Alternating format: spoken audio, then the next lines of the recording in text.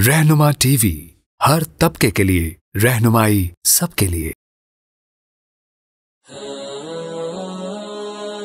रहनुमा टीवी को सब्सक्राइब करने के बाद बेल आइकन पर क्लिक करना ना भूलें। तशरीफ लाएं जी, बात शुरू हो रही है। बस इतनी गुजारिश है, जब बात मुकम्मल हो जाए, दुआ हो जाए, इंटरनेशनल इस्लामिक स्टूडियो, तो आप हजरात जहाँ जहाँ बैठे अपनी जगह को साफ रखें, कचरा थैलियों में डाल दें। अगर चटाई है तो उसको लपेट के गोल करके किनारे पर रख दें। आने वाले मजमुए को सहूलत रहेगी। अपना पर्दा अपने साथ लेके जाएं। फिर मजमा आएगा इंशाअल्लाह, दूसरे हिस्से का ज़ोर से आना शुरू कर देगा। फिर वो अपना पर्दा लगाएंगे, वो अपनी चटाइयाँ बिछाएंगे, या जो चटाई आप छोड़ कर गए हैं उसको बिछा देंगे। और जिस तरतीब से गुजारिश की है उसी तरतीब से पिंडाल से मैदान से बाहर निकलना है। एकदम से मजमा भीड़ न लगाए। पैदल चलने वालों को पहले मौका दिया जाए। फिर जो छोटी सवारियां हैं, मोटरसाइकिल है, साइकिल है, फिर गाड़ियां हैं, फिर बसें हैं, और रास्ते में भी कोई बहुत ज़्यादा मजमा ना हो, बल्कि थोड़ा थोड़ा करके हम यहाँ से निकलते रहें। अल्लाह ताला जज़ाए खैर अता फरमाए। अब बात शुरू होने वाली है। बिस्मिल्लाहिर्रहमानिर्रहीम। अल्हम्दुलिल्लाहि रब्बिल आलमीन। रिकॉर्ड करदा रहनुमा टीवी इंटरनेशनल वल आक़िबतु लिल मुत्तक़ीन वस्सलातु वस्सलामु अला सय्यिदिल अंबिया वल मुरसलीन। अम्मा बादु फ़अऊज़ु बिल्लाहि मिनश शैतानिर रजीम। बिस्मिल्लाहिर्रहमानिर्रहीम। अल-यौम अकमलतु लकुम दीनकुम व अतममतु अलैकुम निअमती व रज़ीतु लकुमुल इस्लाम दीना। व क़ाल तआला कुन्तुम खैरा उम्मतिन उख़रिजत लिन्नास तअमुरून बिल मारूफ़ व तन्हौन अनिल मुनकर व तु'मिनून बिल्लाह। व क़ाल तआला क़ुल हाज़िही सबीली अद'ू इलल्लाहि अला बसीरतिन अना व मन इत्तबअनी व सुब्हानल्लाहि व मा अना मिनल मुशरिकीन। रिकॉर्ड करदा रहनुमा टीवी सदक़ल्लाहुल अज़ीम। व क़ाल रसूलुल्लाहि सल्लल्लाहु अलैहि वसल्लम अला फल्युबल्लिग़िश शाहिद मिनकुमुल गाइब। व क़ाल अन्नबिय्यु सल्लल्लाहु अलैहि वसल्लम बल्लिग़ू अन्नी वलौ आया। व क़ाल अलैहिस्सलातु वस्सलाम नज़्ज़रल्लाहु इम्रअन समिअ मक़ालती फ़वअहा थुम्मा अद्दाहा कमा समिअहा फ़रुब्ब मुबल्लिग़िन अवअ मिन सामिअ औ कमा क़ाल अन्नबिय्यु सल्लल्लाहु अलैहि वसल्लम। अल्लाह ताला की ज़ात वो ज़ात है जो करीम है, बग़ैर मांगे और बग़ैर इस्तिहक़ाक़ के अता फरमाती है, और देने में सवाल का इंतज़ार नहीं करती, और अल्लाह पहल करते हैं। हमारा करोड़ों इंसानों में से इस मैदान में यहाँ आना और 2 दिन के लिए इस मैदान में बैठना और अल्लाह के रसूल की बात को सुनना, ये बहुत बड़ी नेमत है। रिकॉर्ड करदा हम अपनी ताकत, अपने इरादे, अपनी समझ से नहीं आए। अल्लाह ने खैर का इरादा फरमाया, तौफीक के दरवाज़े खोले, यहाँ आना आसान किया और बैठकर बात सुनने की तौफीक अता फरमाई। अल्लाह ने ये अपने फजल से अता फरमाया। जितने लोग नहीं आ सके, इरादे होंगे, नीयतें की होंगी, और कितने लोग इनको पता ही नहीं, और अल्लाह शुक्र अदा करने पर नेमत को बढ़ाते हैं। और अल्लाह इंसान के अमल के बड़े कदरदान हैं, हालांकि समद है। अल्लाह को हमारी फरिश्तों की, कायनात की इताअत और इबादत की ज़रूरत नहीं। हमारी इबादत से पहले ही अल्लाह अपनी बड़ाई में कामिल है और बेनियाज और गनी। इसके बावजूद अल्लाह बड़ी कदर फरमाते हैं। حضرت محمد صلی اللہ علیہ وسلم اپنے حجرہ مبارکہ سے نکلے اور باہر چند صحابہ وہ مسجد نبوی میں بیٹھے ہوئے کوئی عمل کر رہے تھے. حضور صلی اللہ علیہ وسلم ان کے پاس تشریف لائے اور فرمایا اے میرے صحابہ یہاں بیٹھے ہوئے کیا کر رہے ہو؟ صحابہ کرام نے عرض کیا، ذرا غور سے سننے کی بات ہے، اے اللہ نعمت اسلام کے ملنے پر، اے اللہ کے رسول نعمت اسلام کے ملنے پر اللہ کی حمد کر رہے ہیں. یہ بہت بڑی نعمت ہے، اسلام کی نعمت کا مل جانا، ایمان کا مل جانا، اللہ کی معرفت کا نور مل جانا، کہ اگر مسلمان چاہے گناہگار بھی ہو کیسا بھی ہو ایک ذرے کی حفاظت کر کے لے گیا اور وہ ایسا ذرہ کہ فرشتے بھی اس کو نہ پہچان سکیں.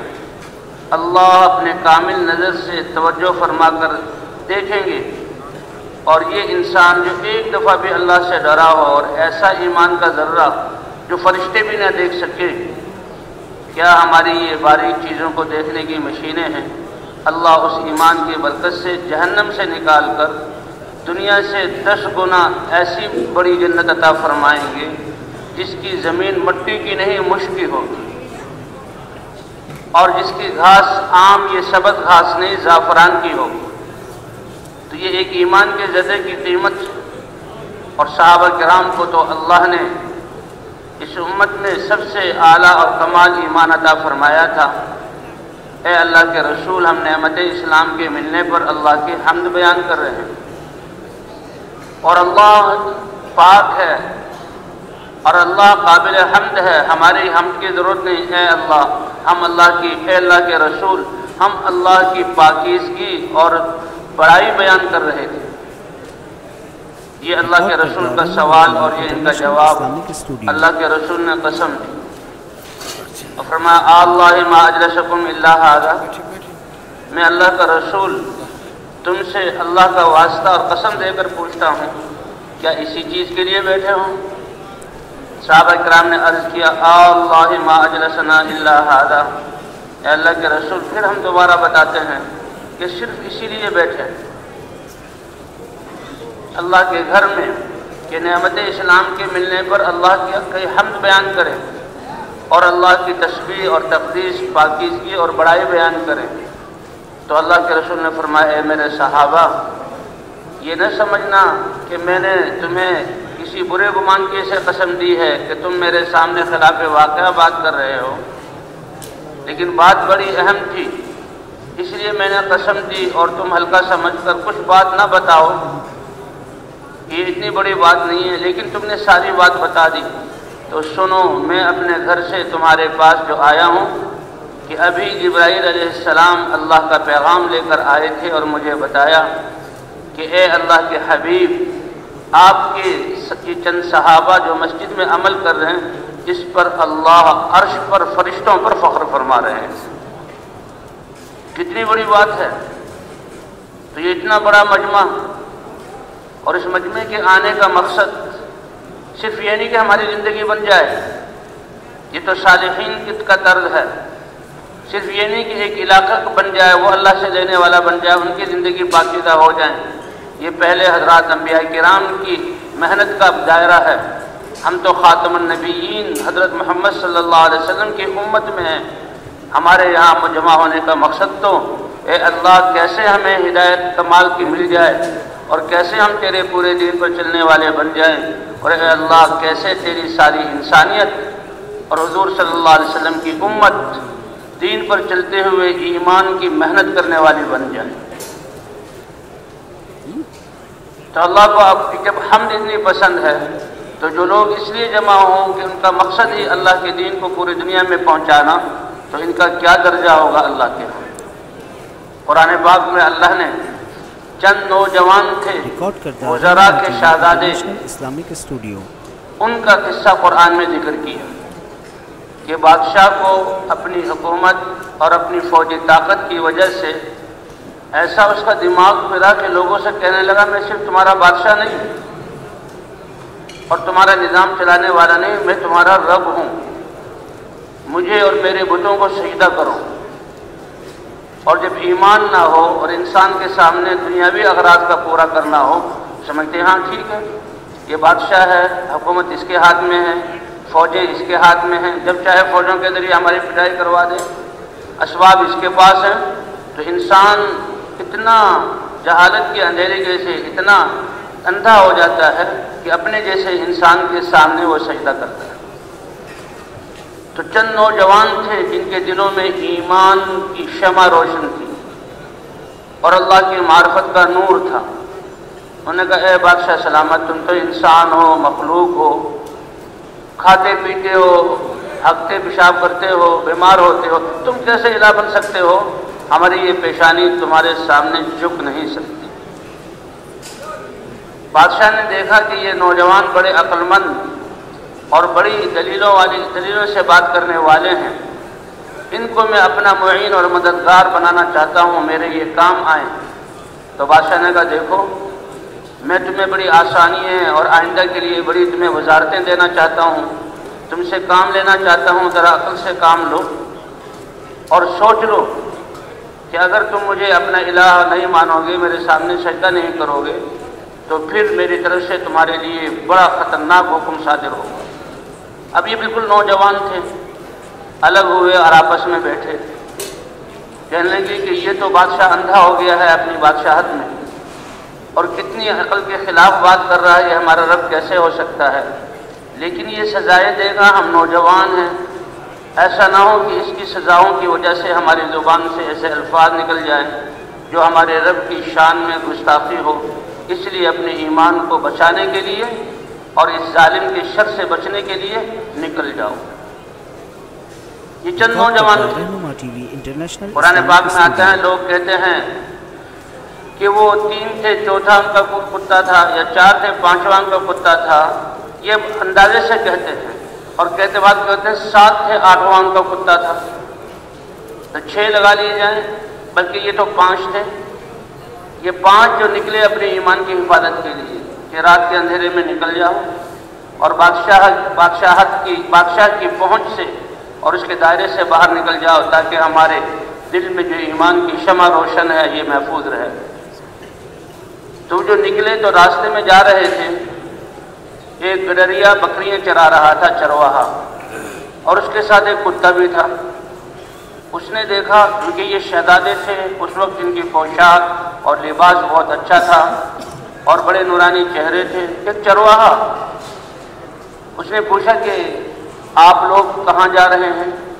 انہوں نے قصہ بتایا کہ اللہ نے ہمیں ایمان کی دولت عطا کی ہے، بادشاہ ہمارا ایسا ظالم ہے، اور اس سے اپنے ایمان کی حفاظت کے لیے ہم اپنے ملک کو، اپنے محلات کو اور اپنی آسائشوں کو چھوڑ کر کہیں غاروں میں، کہیں پہاڑوں میں، کہیں صحراؤں میں، کہیں جنگلوں میں زندگی گزاریں گے۔ تو چرواہا اتنا سمجھدار تھا کہ یہ بڑے عظیم لوگ ہیں، وہ دنیا داروں کی طرح نہیں کہ بڑے بے وقوف ہیں، اتنی آسائشوں کو چھوڑ کر چلے گئے، عربی تو جوان ہیں، دنیا میں دیکھا کیا ہے، دنیا کیا ہے، دنیا کی حیثیت ہمارے رب کے نزدیک مچھر کے 2 پروں میں سے 1 پر کے برابر بھی نہیں۔ تو وہ بڑا سمجھدار تھا، انہوں نے کہا یہ بڑے اونچے لوگ ہیں اور بڑی قسمت والے ہیں۔ انہوں نے کہا میں بھی اپنی بکریوں کو چھوڑ کر میں تمہارے ساتھ چلتا ہوں۔ تو 5 وہ ہو گئے، 6واں یہ ہو گیا، اور 7واں ان کے ساتھ کتا ہو گیا۔ اب یہ مختصر سی جماعت اور ان کے ساتھ کتا، اب یہ چلے جا رہے ہیں اور ایک غار نظر آئی، اس غار کے اندر چلے گئے اور کہنے لگے اب تھک چکے ہیں، ہم سو جائیں، آرام کر کے اٹھیں گے۔ تو ان کے اپنی ایمان کی، صرف اپنی ذات کے 6 آدمیوں کے ایمان کی حفاظت کے لیے ان کا اس غار میں آنا، اور کہنا وَقَلْبُهُمْ بَاسِطٌ ذِرَاعَيْهِ بِالْوَصِيدِ، اور ان کا یہ کتا کہتے ہیں وہ اس غار کے منہ پر حفاظت کے لیے جیسے بیٹھتا ہے ایسے بیٹھ گیا۔ اللہ نے اپنی قدرت کا اتنا بڑا اظہار کیا کہ 309 سال تک ان نوجوانوں کو اس غار میں سلایا۔ 309 سال، وَنُقَلِّبُهُمْ ذَاتَ الْيَمِينِ وَذَاتَ الشِّمَالِ، کہ وہ مٹی پر پڑے ہوئے تھے، ان کے جسم مٹی اور مٹی کھا جاتی ہے۔ اللہ فرماتے ہیں وہ ایسی گہری نیند سوئے ہوئے تھے، ہم ان کی کروٹیں بدلتے تھے۔ جی ہاں، کبھی دائیں طرف اور کبھی بائیں طرف، اس طرح ہم ان کی کروٹیں بدلتے رہے، مرے نہیں تھے اور وہ سو رہے تھے، سانس لے رہے تھے۔ سورج جب نکلتا تو شام اگر وہ بائیں طرف سے نکل کر ان پر جو ہے ان کی کرنیں سورج کی آ رہی ہیں اور وہ تکلیف دہ ہیں، تو سورج کے سامنے ہوتے ہوئے اللہ فرماتے ہیں ہم ان کی کرنوں کو بائیں طرف کر دیتے تھے، اور ڈوبتے وقت جب ان کی بائیں طرف سے اس کی جو ہے کرن پڑتی تھی اور تپش لگتی تھی، ہم سورج کے سامنے ہوتے ہوئے ہم اس کی شعاعوں کو دوسری طرف کر لیتے تھے۔ اللہ نے ان کے لیے ساتھ یہ معاملہ کیا اور 309 سال بعد جگایا۔ اور اس کتے کا اللہ نے قرآن پاک میں کتنی دفعہ ذکر کیا، یقولون ثلاثۃ رابعہم کلبہم ویقولون خمسۃ سادسہم کلبہم، جو ہے کہ جب پانچ ہے اور پانچواں کتا، اور یہ اندازے سے کہتے ہیں، اور بات کہتے ہیں کہ یہ 6 ہے، 7واں ان کا کتا۔ اللہ نے ان کا اپنی ایمان کی حفاظت کے لیے جاتے ہوئے اتنا ذکر کیا اور 309 سال بعد جگایا، اور ان کے ذریعے سے پھر اس زمانے کی قوم کو اللہ نے ہدایت دی۔ یہ لمبا قصہ ہے۔ تو جو اپنے ایمان کی حفاظت کے لیے نکلے، اللہ نے اپنی اتنی بڑی قدرت کا اظہار کیا۔ جب یہ حضور صلی اللہ علیہ وسلم کی امت صرف اپنے ایمان کی حفاظت نہیں، اپنی زندگیوں میں اللہ کے دین کو زندہ کرنا، اور جتنے مسلمان ہیں ان کو کمال ایمان اور اسلام پر لانا، اور پھر جتنے بندے انسان دنیا میں بس رہے ہیں ان تک ہدایت کی جو ہے آواز کو پہنچانا، اس نیت سے نکلنے والوں کا اجر اللہ کے ہاں کتنا بڑا ہوگا۔ بھئی یہ محنت ہے جو نبیوں والی ہے، اور حضرت محمد صلی اللہ علیہ وسلم کی ختم نبوت کے صدقے اللہ نے ہمیں یہ عطا فرمائی۔ دین کیا ہے؟ الیوم اکملت لکم دینکم واتممت علیکم نعمتی ورضیت لکم الاسلام۔ دین اسلام زندگی گزارنے کا وہ مبارک اور پیارا طریقہ ہے جو اللہ نے خود انسانوں کے لیے ان کی فطرت کے مطابق بنایا، اور اس پورے انسان کی زندگی جتنی ہے، اس پوری زندگی کو اپنے احکام سے مزین کیا اور اپنی یاد سے مزین کیا کہ بنیادی چیز اس میں ایمان ہے، اور جب ایمان دل میں آ گیا یہ انسان کبھی بھی اللہ سے غافل ہو نہیں سکتا۔ جسے غلام ہے اس کے سامنے آقا ہے، وہ اپنی غلامی کو نہیں بھولتا، اور وہ اس آقا کے آقا ہونے کو نہیں بھولتا۔ کبھی بھی اس کے دل میں یہ خیال نہیں آتا کہ میں آزاد ہوں اور میں اس کے سامنے جو چاہے کروں۔ تو وہ تو دو انسان ہیں، اور صرف پیسوں سے خریدنے کا تعلق ہے، اور وہ تو ہمارے الہ ہیں، خالق ہیں اور مالک ہیں، ارحم الراحمین ہیں، حنان ہیں اور منان ہیں اور کریم ہیں، اور دنیا میں کتنی عزتوں اور سعادتوں سے نوازا، کتنے پاکیزہ احکام دیے، اور اپنی کتنی کائنات کو ہمارے لیے مسخر کیا۔ اور یہ تو تھوڑے سے عرصے کی زندگی ہے، اور آخرت میں اللہ نے اپنی شان کے مطابق ہمیشہ کے لیے اپنی نعمتوں سے نوازنے کے لیے اللہ نے اس انسان کو دنیا میں بھیجا ہے۔ تو دین اسلام زندگی سارے انسانوں کے لیے زندگی گزارنے کا وہ مبارک طریقہ ہے جو اللہ نے بنایا، اور اس میں سارے انسانوں کے مسائل کا حل اور پریشانیوں سے نجات اور دونوں جہانوں کی کامیابی، دنیا کی بھی کامیابی اور آخرت کی بھی کامیابی، فلاح اور ایسی کامیابی کو کہتے ہیں کہ جو دنیا اور آخرت کی ساری خیروں کو شامل ہو، اور آخرت میں جہنم سے بچ کر جنت میں چلے جانا۔ اللہ نے قرآن میں اس کو فوز عظیم قرار دیا ہے، تو اس کے لیے اللہ نے یہ دین اتارا، اور اس دین کی زندگیوں میں آنے کے لیے اللہ نے حضرات انبیاء کرام کی ہستیوں کو چنا۔ حضرات انبیاء کرام جو معصوم، ان کو اپنا پیغام دے کر بھیجا، اور اللہ ایسے کریم ہیں کہ جو مادی جسم کی تربیت اور جسم کو پالنے کے لیے سورج کو کیسے چلاتے ہیں، ہواؤں کو کیسے اللہ چلاتے ہیں، بادلوں کو کیسے لاتے ہیں، زمین پر پانی کو کیسے بہاتے ہیں، اسی طرح روح جو انسان میں اصل ہے، قل الروح من امر ربی، آپ میرے بندوں کو بتا دیجئے، سوال کرنے والوں کو بتا دیجئے، یہ روح میرے رب کا امر ہے، یہ روح تمہارے اندر ہے تو انسان کہلاتے ہو، اور تم اپنے ناموں کے ساتھ پکارے جاتے ہو، اور اسی روح کی برکت سے تم آنکھوں سے کتنی دور تک دیکھتے ہو، اور اسی کی برکت سے تم اپنی زبانوں سے اپنے ما فی الضمیر کو ظاہر کرتے ہو، اور لوگوں کو اپنے بیانات سے اپنے سامنے متاثر کرتے ہو، اور اسی کے تمہارے کان سنتے ہیں۔ جس دن یہ روح نکل گئی تو تمہارے نام بدل جائیں گے، اور جنازہ اس کو کہا جائے گا، اور میت اس کو کہا جائے گا۔ زبان ہے لیکن بول نہیں سکتی، کان ہے لیکن سن نہیں سکتے، آنکھیں ہیں دیکھ نہیں سکتی۔ وہ بوڑھی ماں جس نے لاڈ سے پالا وہ آج رو رہی ہے، پکار رہی ہے، لیکن یہ جواب نہیں دے سکتا۔ وہ بھائی جو جان نچھاور کرتے تھے، وہ دوست جو اس پر مرتے تھے، آج وہ سامنے ہیں اور سارے اعضاء سالم ہیں، کوئی عضو خراب نہیں ہوا، لیکن اللہ کا امر نکل گیا تو اب یہ جسم کسی کام کا نہیں۔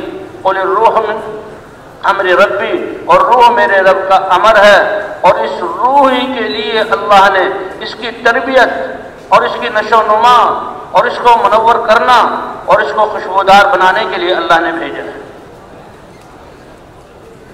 انسان جب دنیا میں آتا ہے کتنا چھوٹا جسم ہوتا ہے، ماں کے پیٹ میں بنا، وہ تو اللہ کی قدرت اور وہ مراحل گزرتے ہیں، لیکن دنیا میں جب آیا کہتے ہیں روح اور اس کی جسم دونوں برابر ہوتے ہیں۔ اب جسم کے لیے اللہ کا کتنا نظام چلتا ہے، ماں باپ کے دلوں میں کیسی محبت ڈالی، ماں کے سینے میں کیسے غذا، دودھ کی غذا بنائی، اور کائنات میں کتنی چیزوں کو۔ اب یہ بچہ بڑا ہو رہا ہے، بالش ڈیڑھ بالش کا بچہ تھا، اب 6-6.5 فٹ کے قد کا ہو گیا، اور پہلے لوگوں کی قد تو وہ قوم عاد، وہ تو کتنے بڑے ہاتھ، جہاں قد والے کتنے ہاتھوں والے ہوتے تھے۔ اب یہ جسم بڑھ رہا ہے تو اصل جو روح ہے جس کی وجہ سے یہ انسان ہے اور یہ جسم بڑھ رہا ہے، اس روح کو پاکیزہ بنانا، اس کے لیے بھی اللہ نے اپنا یہ دین اتارا ہے اور حضرات انبیاء کرام کو بھیجا ہے۔ جب جسمانی تربیت اور غذا اور پالنے کے لیے اتنا نظام اللہ نے متحرک کیا ہوا، تو جو روح اصل ہے جس کو نورانی اور خوشبودار بنانے کے لیے اللہ نے انسان کو عطا کیا، تو اس کی تربیت کے لیے بھی اللہ کا اس عالم سے زیادہ بہت بڑا اہم نظام کہ نبیوں کو وحی دے کر اور اپنے کلام کا نور دے کر نبیوں کو حکم فرمایا تم چل کر جاؤ۔ حضرات انبیاء کرام کی محنت سے لوگوں کے دلوں میں یہ ایمان کا نور پیدا ہوتا تھا۔ ایمان کا نور کیا ہے؟ جیسے سورج کی روشنی سے ساری چیزیں واضح ہو جاتی ہیں اور انسان جو ہے نقصان دینے والی، نفع دینے والی چیزوں کو، اپنوں کو، پرایوں کو سمجھتا ہے اس سورج کی روشنی سے اور آنکھ کی روشنی سے، اسی طرح ایمان کی روشنی ایک ایسی روشنی ہے جو دلوں میں آتی ہے، اور اس کی روشنی سے انسان کون سے وہ اعمال ہیں جو مجھے دنیا اور آخرت میں کامیاب کرنے والے ہیں، اور کون سے وہ اعمال ہیں جو مجھے دنیا اور آخرت میں ناکام کرنے والے ہیں، اس ایمان کی روشنی سے پہچانتا ہے۔ اندھے کو پتہ نہیں کہ چیزوں کی شکلیں کیا ہیں اور رنگ کیا ہے، اس کو تو ایک احساس سا ہے۔ ہمارے ہاں علماء سال لگاتے ہیں، تو ایک عالم آئے تھائی لینڈ کے، صلاح الدین ان کا نام تھا، نابینا تھے بڑے خوبصورت، اور وہ عالم بنے، قرآن پاک حفظ کیا اور اس کو پھر تجوید پڑھی، بڑی بہترین تلاوت کرتے تھے، بڑی دلسوز ان کی آواز تھی، اور پھر عالم بنے۔ یہ ساری کتابیں جو نابینا حضرات کے لیے ہوتی ہیں، تو انہوں نے جیسے قرآن یاد کیا، اسی طرح سیاہ ستہ اور صرف و نحو، بڑے اچھے عربی بولنے والے، سال لگا رہے تھے اور بڑی خوشی سے سال لگا رہے تھے۔ تو ان سے ملاقات ہوتی رہتی تھی، تو کسی ساتھی نے اسے پوچھا، اے سلام، اللہ نے تمہیں بہت نعمتوں سے نوازا کا بالکل، کہ دنیا میں کوئی تمنا تمہاری کہ یہ آنکھیں ہوتی، کوئی تمنا ہے؟ اس نے ایک عجیب بات کہی، اس نے کہا کہ بس اتنی تمنا ہے کہ وہ ماں جس نے مجھے جنا اور وہ ماں جس نے مجھے دودھ پلایا، اپنی گود میں کھلایا، وہ ماں جس کی تربیت سے میں اتنا بڑا بنا، اے اللہ صرف چند لمحات کے لیے مجھے آنکھوں کی اتنی روشنی دے دے کہ میں اپنے ماں کے چہرے کو دیکھ سکوں کہ کس چہرے نے مجھے پالا ہے۔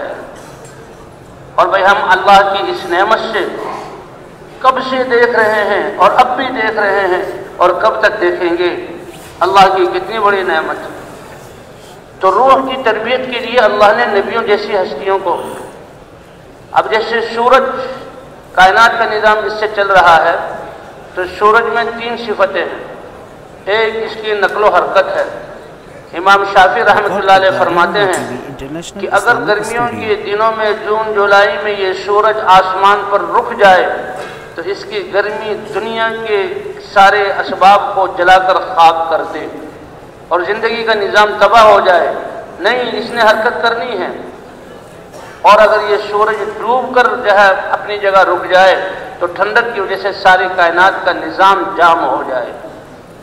تو یہ نقل و حرکت، ایک نقل و حرکت ہے۔ کیوں؟ اس لیے کہ اس کی روشنی اور حرارت میں کائنات کی بقا ہے۔ اور دوسرا اس میں استقلال ہے کہ جب سے اللہ نے پیدا کیا اور جب اللہ باقی رکھیں گے، سوائے اس دن کے جس دن یہ سورج مغرب سے طلوع ہوگا اور اللہ اپنی قدرت دکھائیں گے، تو اس دن کی یہ کیسے مسلسل استقلال کے ساتھ اپنی رفتار سے چل رہا ہے۔ تو نقل و حرکت اور استقلال، کیونکہ اس کا نفع کتنی کائنات کو اور ساری جو ہے مخلوقات کو ہے، اس لیے ٹھہر نہیں سکتا، کبھی رک نہیں سکتا، رفتار میں کمی نہیں لا سکتا۔ اور تیسری صفت اس کی یہ ہے کہ روشنی لے کر یہ حرکت کا، روشنی اور حرارت لے کر حرکت کر رہا ہے۔ تو اس سے کہیں زیادہ حضرات انبیاء کرام کی محنت کی وقت اور حضرات انبیاء کرام کی محنت کی اہمیت ہے۔ اور حضور صلی اللہ علیہ وسلم کی ختم نبوت کی وجہ سے اللہ نے یہ محنت اس امت کو دی۔ تو اس دعوت والی محنت میں سب سے بنیادی چیز نقل و حرکت ہے۔ جیسے سورج کی جن سیاروں کو، جن فضاؤں کو، جن پہاڑوں کو، جن سمندروں کو اور جن فضاؤں کی جتنے فاصلوں کو روشنی کی ضرورت ہے وہاں روشنی پہنچاتا ہے، تو اللہ فرماتے ہیں اے امت محمدیہ، تم ناز اور فخر کرو اپنے نصیبے پر کہ تمہارے نبی حضرت محمد صلی اللہ علیہ وسلم کی ختم نبوت کی وجہ سے اللہ نے تمہیں سارے انسانوں کو کی رہبری کرنے کے لیے تمہیں پیدا کیا ہے اور قیامت تک آنے والے زمانوں کے لیے۔ تو لہذا اس کام میں بھی نقل و حرکت ہے۔ اسلامک اسٹوڈیو، اس لیے ہمارا اللہ کے راستے میں نکلنا اور نکل کر اعمال کرنا، نکلے تو ہم اپنی گشت میں ہیں، مسجد میں آئیں تو مشورے کے لیے ہیں، اور شہروزے میں آس پاس کی بستیوں میں جا رہے ہیں، اور چلے میں زیادہ سے زیادہ اپنے ملک کے کسی دور کے علاقے میں چلے جاتے ہیں، 4 مہینے کے لیے مختلف علاقوں میں چلے جاتے ہیں۔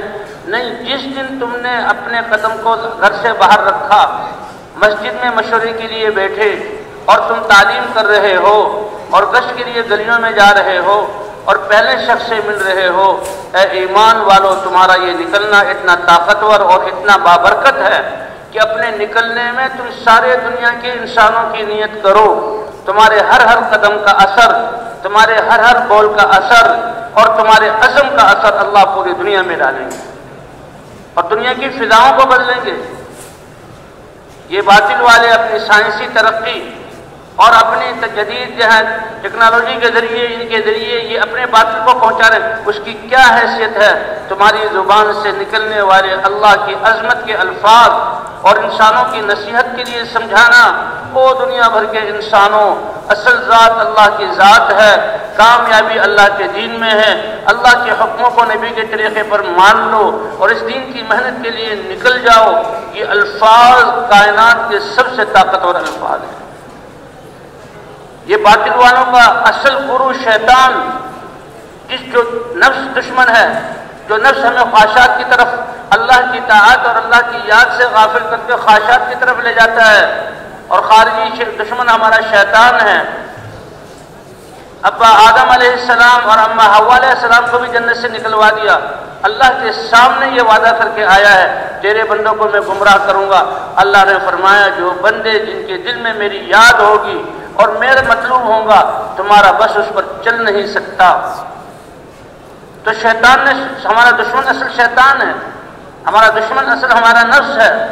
تو جس شیطان نے ساری دنیا کو اللہ سے غافل کر کے دنیا میں لگایا ہوا اور غفلت کی زندگی ان کو دی ہوئی، اس دعوت کے الفاظ سے وہ شیطان بھی بے قابو ہو جاتا ہے اور اس دعوت کی طاقت کو برداشت نہیں کر سکتا۔ تو بے دین زندگی وہ گزارنے کا طریقہ ہے جس میں ہماری دنیا آخرت کی کامیابی مسائل کا حل ہے، اور انسانوں کی زندگیوں میں دین کا آنا وہ نبیوں کی محنت. تو میں عرض کر رہا تھا کہ اس محنت میں بھی مستقل نقل و حرکت ہے اور استقلال ہے اور ایمان کی روشنی لے کر پھرنا ہے، کیونکہ ایمان کا کلمہ لا الہ الا اللہ محمد الرسول اللہ، اس کو لے کر ہم پھر رہے ہیں. تو بھئی حضور صلی اللہ علیہ وسلم کی تو اب یہ جب نقل و حرکت حضور صلی اللہ علیہ وسلم کی ختم نبوت کی وجہ سے یہ محنت ہر کلمہ گور اس امت کے ذمے میں ہوئی، اور یہ امت جب اس محنت پر پڑے گی تو نکلنے والوں کے پاس جو دین پہلے سے ہے اللہ اس کو ضائع ہونے سے بچا لیں گے، وہ دین محفوظ ہو جائے گا. اور ان کے اللہ کے راستے میں نکلنے کی وجہ سے اللہ ان کو ایمان اور تقوی اور دین پر عمل کرنے میں ترقی دیں گے. اور جہاں جہاں یہ جائیں گے لوگ دنیا میں لگنے کی وجہ سے اخلاق ان کے جا رہے ہیں، حیا ان کی ختم ہو رہی ہے، آپس میں الفتیں ختم ہو رہی ہیں، لڑ رہے ہیں. اگر ان کا خیال نہ کیا گیا تو اور زیادہ پستی میں چلے جائیں گے. ان کی نقل و حرکت سے اور ان کی ملاقاتوں کی وجہ سے اللہ ان کے دین کو بھی محفوظ فرما دیں گے، اور ان کی نقل و حرکت سے اللہ پھر ہدایت کا نظام چلائیں گے، اور اللہ ان کو پسیوں سے نکال کر عزت کی اعلیٰ چوٹیوں پر پہنچائیں گے. بنی اسرائیل کو فرعون کے ظلم اور اس کی ظلم کی چکی میں پسنے سے اور ذلت سے نکالنے کے لیے موسیٰ علیہ السلام کو دعوت دے کر بھیجا. 40 سال کی دعوت نے نقشہ ہی ایسا پلٹا کہ فرعون کو اس بحر قلزم میں ہلاک کر کے ایمان والوں کو ان کے مصر سارا دے دیا. اللہ کی یہ سنت ہے کہ جہاں والے حق محنت کو لے کر اٹھتے ہیں اور دعوت دیتے ہیں اور نبی کے طریقے پر دعوت دیتے ہیں، اب باطل والے پنپ نہیں سکتے، اللہ کا فیصلہ آتا ہے. تو بہرحال اللہ نے یہ ہمیں محنت عطا فرمائی، اللہ اس کی قدر دانی کی توفیق عطا فرمائے. اس محنت میں 2 باتیں بنیادی ہیں، ایک نقل و حرکت ہے اور ایک آپس میں دلوں کا جوڑ اور اجتماعیت ہے. تو اس لیے خوش قسمت ہے وہ انسان، جیسے میں نے پہلے عرض کیا کہ مسجد میں بیٹھ کر عمل کرنا، اپنے ایمان کی حفاظت کے لیے نکلنا، اس کے لیے اللہ کی طرف سے کتنے بڑے درجات ملے. تو کیا درجہ ہوگا ان لوگوں کا جو ساری انسانیت تک اللہ کا پیغام پہنچانے کے لیے نکلے. تو جو نکلنے والے ہیں اللہ ان کو بھی قبول فرمائے، اور جو واپس جا رہے ہیں تو وہ یہ سمجھ لیں کہ اب تو ہم نے حضور صلی اللہ علیہ وسلم کی محنت والا بن کر رہنا ہے، اور اپنے محلوں اور اپنے گھروں میں بھی اس دین کی محنت کو کرنا ہے اور فضاؤں کو بنانا ہے. تو وہ انشاءاللہ واپس جانے والے بھی اس کی کوشش کریں گے نا جی. اب اللہ کے راستے میں نکلنا کتنے مبارک. کئی دفعہ صحابہ نے یا رسول اللہ یہ اللہ کے راستے میں نکلتے ہیں، ہماری تشکیل نہیں ہوئی یا ہم اپنے آزار کی وجہ سے جو رہ جاتے ہیں، تو نکلنے والوں کے تو بڑے درجات اور اجر ہیں، کیا ہم ان کے درجات کو پا سکتے ہیں؟ انفرادی طور پر بھی سوال ہوا، مردوں نے بھی کیا، عورتوں کی طرف سے سوال آیا، اجتماعی طور پر بھی سوال ہوا. حضور صلی اللہ علیہ وسلم نے فرمایا یہ بتاؤ کہ جب وہ اللہ کے راستے میں نکلیں تو تم اس وقت نماز شروع کر دو، اور وہ اللہ کے راستے میں نکلیں تم روزہ شروع کر دو. تو روزہ بھی رکھو اور نماز بھی پڑھو، اور ان کے واپس آنے تک وہ سفر ہفتوں کا بھی ہو سکتا ہے، وہ سفر مہینوں کا بھی ہو سکتا ہے، اور واپس آنے تک تم نماز اور روزے میں رہو. تو کیا یہ تمہارے لیے ممکن ہے؟ یا رسول اللہ یہ ممکن نہیں ہے، نہ اتنا لمبا روزہ رکھ سکتے ہیں اور نہ اتنی لمبی نماز پڑھ سکتے ہیں. فرمایا ممکن بھی نہیں، اگر کر بھی لو تو میں اللہ کا رسول تمہیں بتاتا ہوں کہ ان کے نکلنے کے اجر کے 10ویں حصوں کو بھی تم نہیں پہنچ سکتے. یہ اللہ کے راستے میں نکلنے والے، یہ فضاؤں کی غبار جو ان پر پڑے گی، اللہ جہنم کی آگ کو درکنار دھوئیں سے بھی اللہ محفوظ فرما لیں گے. اور یہ راستہ قربانیوں والا ہے، اور قربانیوں اور ناگواریوں کو برداشت کرنا، اس پر اللہ کی طرف سے ہدایت کے فیصلے ہوتے ہیں. ایک اور حدیث جس کا مضمون یہ ہے کہ قیامت میں جب نفسہ نفسی کا عالم ہوگا تو کچھ لوگ ایسے ہوں گے کہ اللہ تعالیٰ ان کو اپنے عرش کے سائے کے نیچے ممبروں پر بٹھائیں گے، اور وہ اللہ کے اس اعزاز سے بہت خوش ہوں گے. اور وہ دیکھیں گے کہ ان کے ممبر اور عرش کے بیچ میں مشک کے ٹیلے بنے ہوئے ہیں، اور کچھ دیر بعد ایک ہوا چلے گی عرش کی طرف سے. کیا وہ پیاری اور کیا وہ اچھی ہوا ہوگی، وہ اس مشک کو اڑائے گی سب سے پہلے ان کے جسموں پر وہ مشک گرے گی اور فضا ساری مشک والی ہو جائے گی۔ یہ اس اعزاز سے حیران ہو کر فرشتوں سے پوچھیں گے کہ یہ کیا ماجرا ہے، ہمارا یہ اعزاز کس لیے ہو رہا ہے؟ وہ فرشتے عرض کریں گے کہ تم جو اللہ کے راستے میں نکلتے تھے اور ہلکی سی ناگواری کہ بھئی گرد و غبار جم گیا، اب نہانا ہے، صاف ہونا ہے اور اپنے میل کچیل کو دور کرنا ہے، کہ یہ اللہ کے راستے کی وہ غبار ہے جس کو آج اللہ نے مشک بنا کر تمہارے جسموں پر ڈالا ہے۔ اس لیے بھئی اللہ کے راستے میں نکلنے کی نیت کیا ہو، چاہے ہم گشت کریں، چاہے ہم آپس میں سیکھنا سکھانا ہو۔ ایک آدمی پہلی دفعہ نکلا، کلمہ نہیں آ رہا، وہ کلمہ سیکھ رہا ہے اور سیکھ اسی لیے رہا ہے کہ اپنا ایمان بھی بن جائے، زندگی بن جائے اور اس کلمے کو پوری دنیا میں پہنچاؤں۔ تو اس کا حالانکہ پچھلی زندگی میں وہ کتنا غافل کہ کلمہ بھی نہیں سیکھا، لیکن اس کے کلمہ سیکھنے کا اثر بھی پوری دنیا کے کونوں میں پڑے گا اور قیامت تک اس کا اثر پڑے گا، کیونکہ یہ راستہ اور محنت ہے ہی ایسی عظیم جو اللہ نے نبیوں کو دی۔ اس لیے ہماری نیت تو وہی پوری دنیا کی ہے، اللہ ساری انسانیت کو ہدایت دے دے اور جہنم سے بچ کر جنت میں جانے والے بن جائیں۔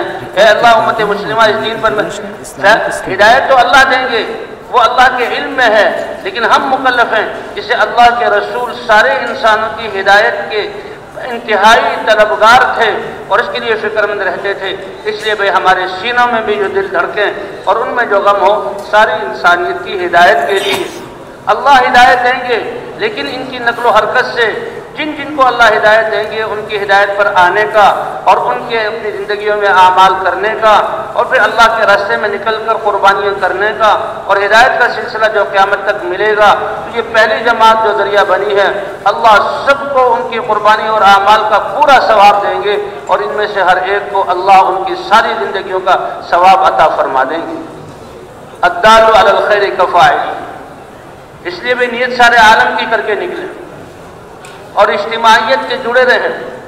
اس لیے کہتے ہیں بھی مسجد میں بھی جماعت بناؤ اور اس لیے کہتے ہیں کہ اللہ کے راستے میں بھی جماعت بنا کر نکلو۔ اللہ کے رسول صلی اللہ علیہ وسلم نے فرمایا کہ تم الگ الگ ہو کر جن راحتوں کو چاہتے ہو، جی ہاں، اور طاعت کے بغیر آزاد رہ کر جن راحتوں کو چاہتے ہو، تو وہ ناگواریاں جو اجتماعیت میں تمہیں پیش آتی، ناگواریاں، پریشانیاں، کہ یہ ناگواریاں تمہارے الگ الگ رہ کر راحتوں کے حاصل کرنے سے کہیں زیادہ بہتر ہے۔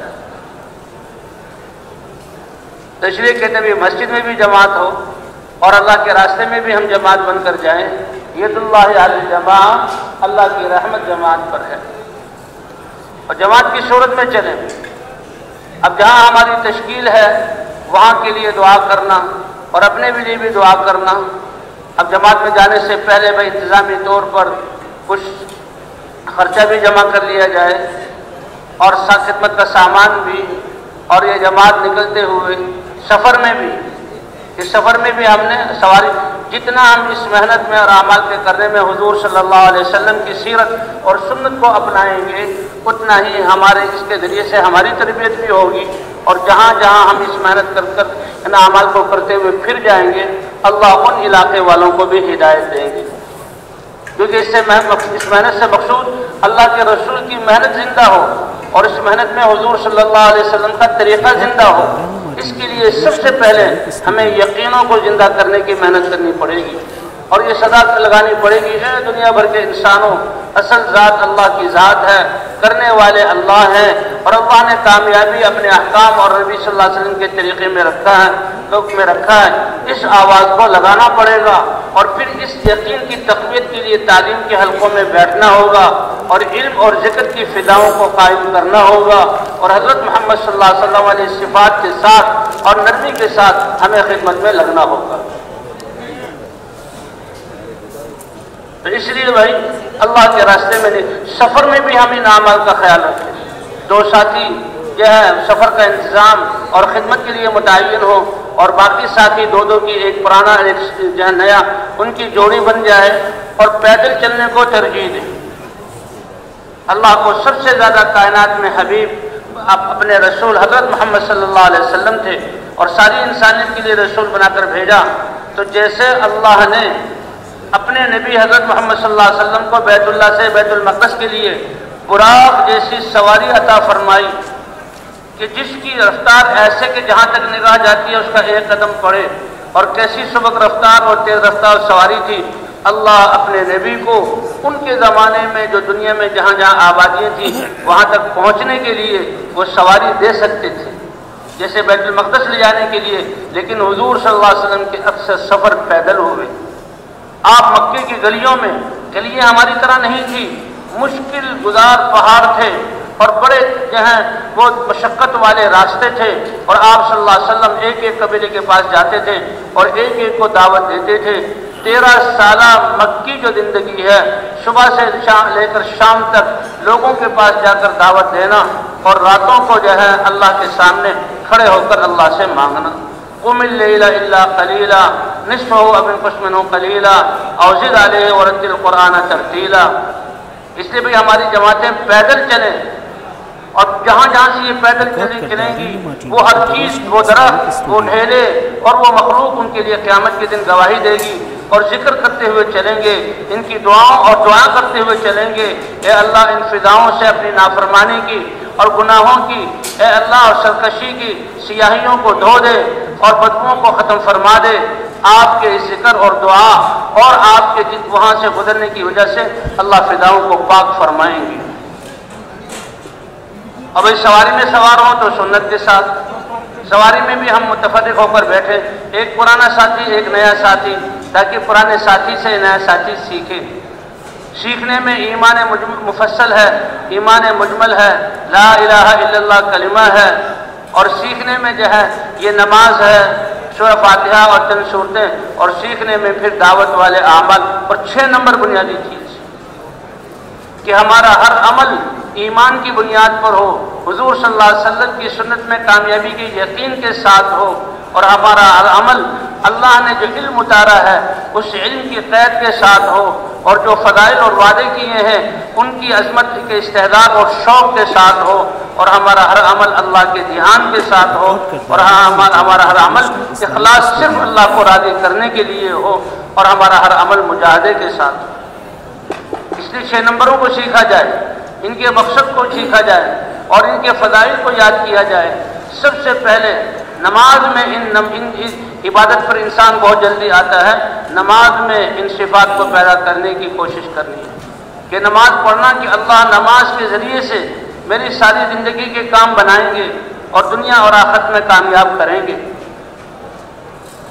اور حضور صلی اللہ علیہ وسلم کی سنتوں کی پابندی اور فضائل کی تعلیم میں بیٹھ کر جو ہم نے فضائل سنے ہیں ان کے شوق میں اور اللہ والے اتارے علم کی قید کے ساتھ اور اللہ کے دھیان کے ساتھ کہ نماز ایسی پڑھیں کہ شروع ہونے سے لے کر آخر تک اصل یہ ہے کہ اللہ مجھے دیکھ رہے ہیں۔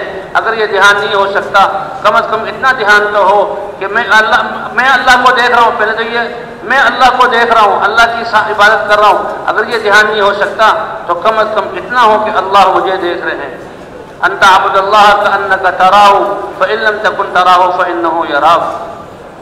اور یہ نماز پڑھنا خالص اللہ کی رضا کے لیے ہو، اور مجاہدے کے ساتھ سردیوں کی راتوں میں ٹھنڈے پانی سے وضو کرنا، گرمیوں کی دوپہر میں مسجد کی طرف جانا، مجاہدے کے ساتھ جب نماز میں پہلے صفات آئیں گی پھر سارے اعمال میں۔ اس لیے بھی بس میں اور سواری میں سوار ہو کر دائیں پاؤں سے سوار ہونا ہے، سفر کی دعا بھی پڑھنی ہے، سواری کی دعا بھی پڑھنی ہے۔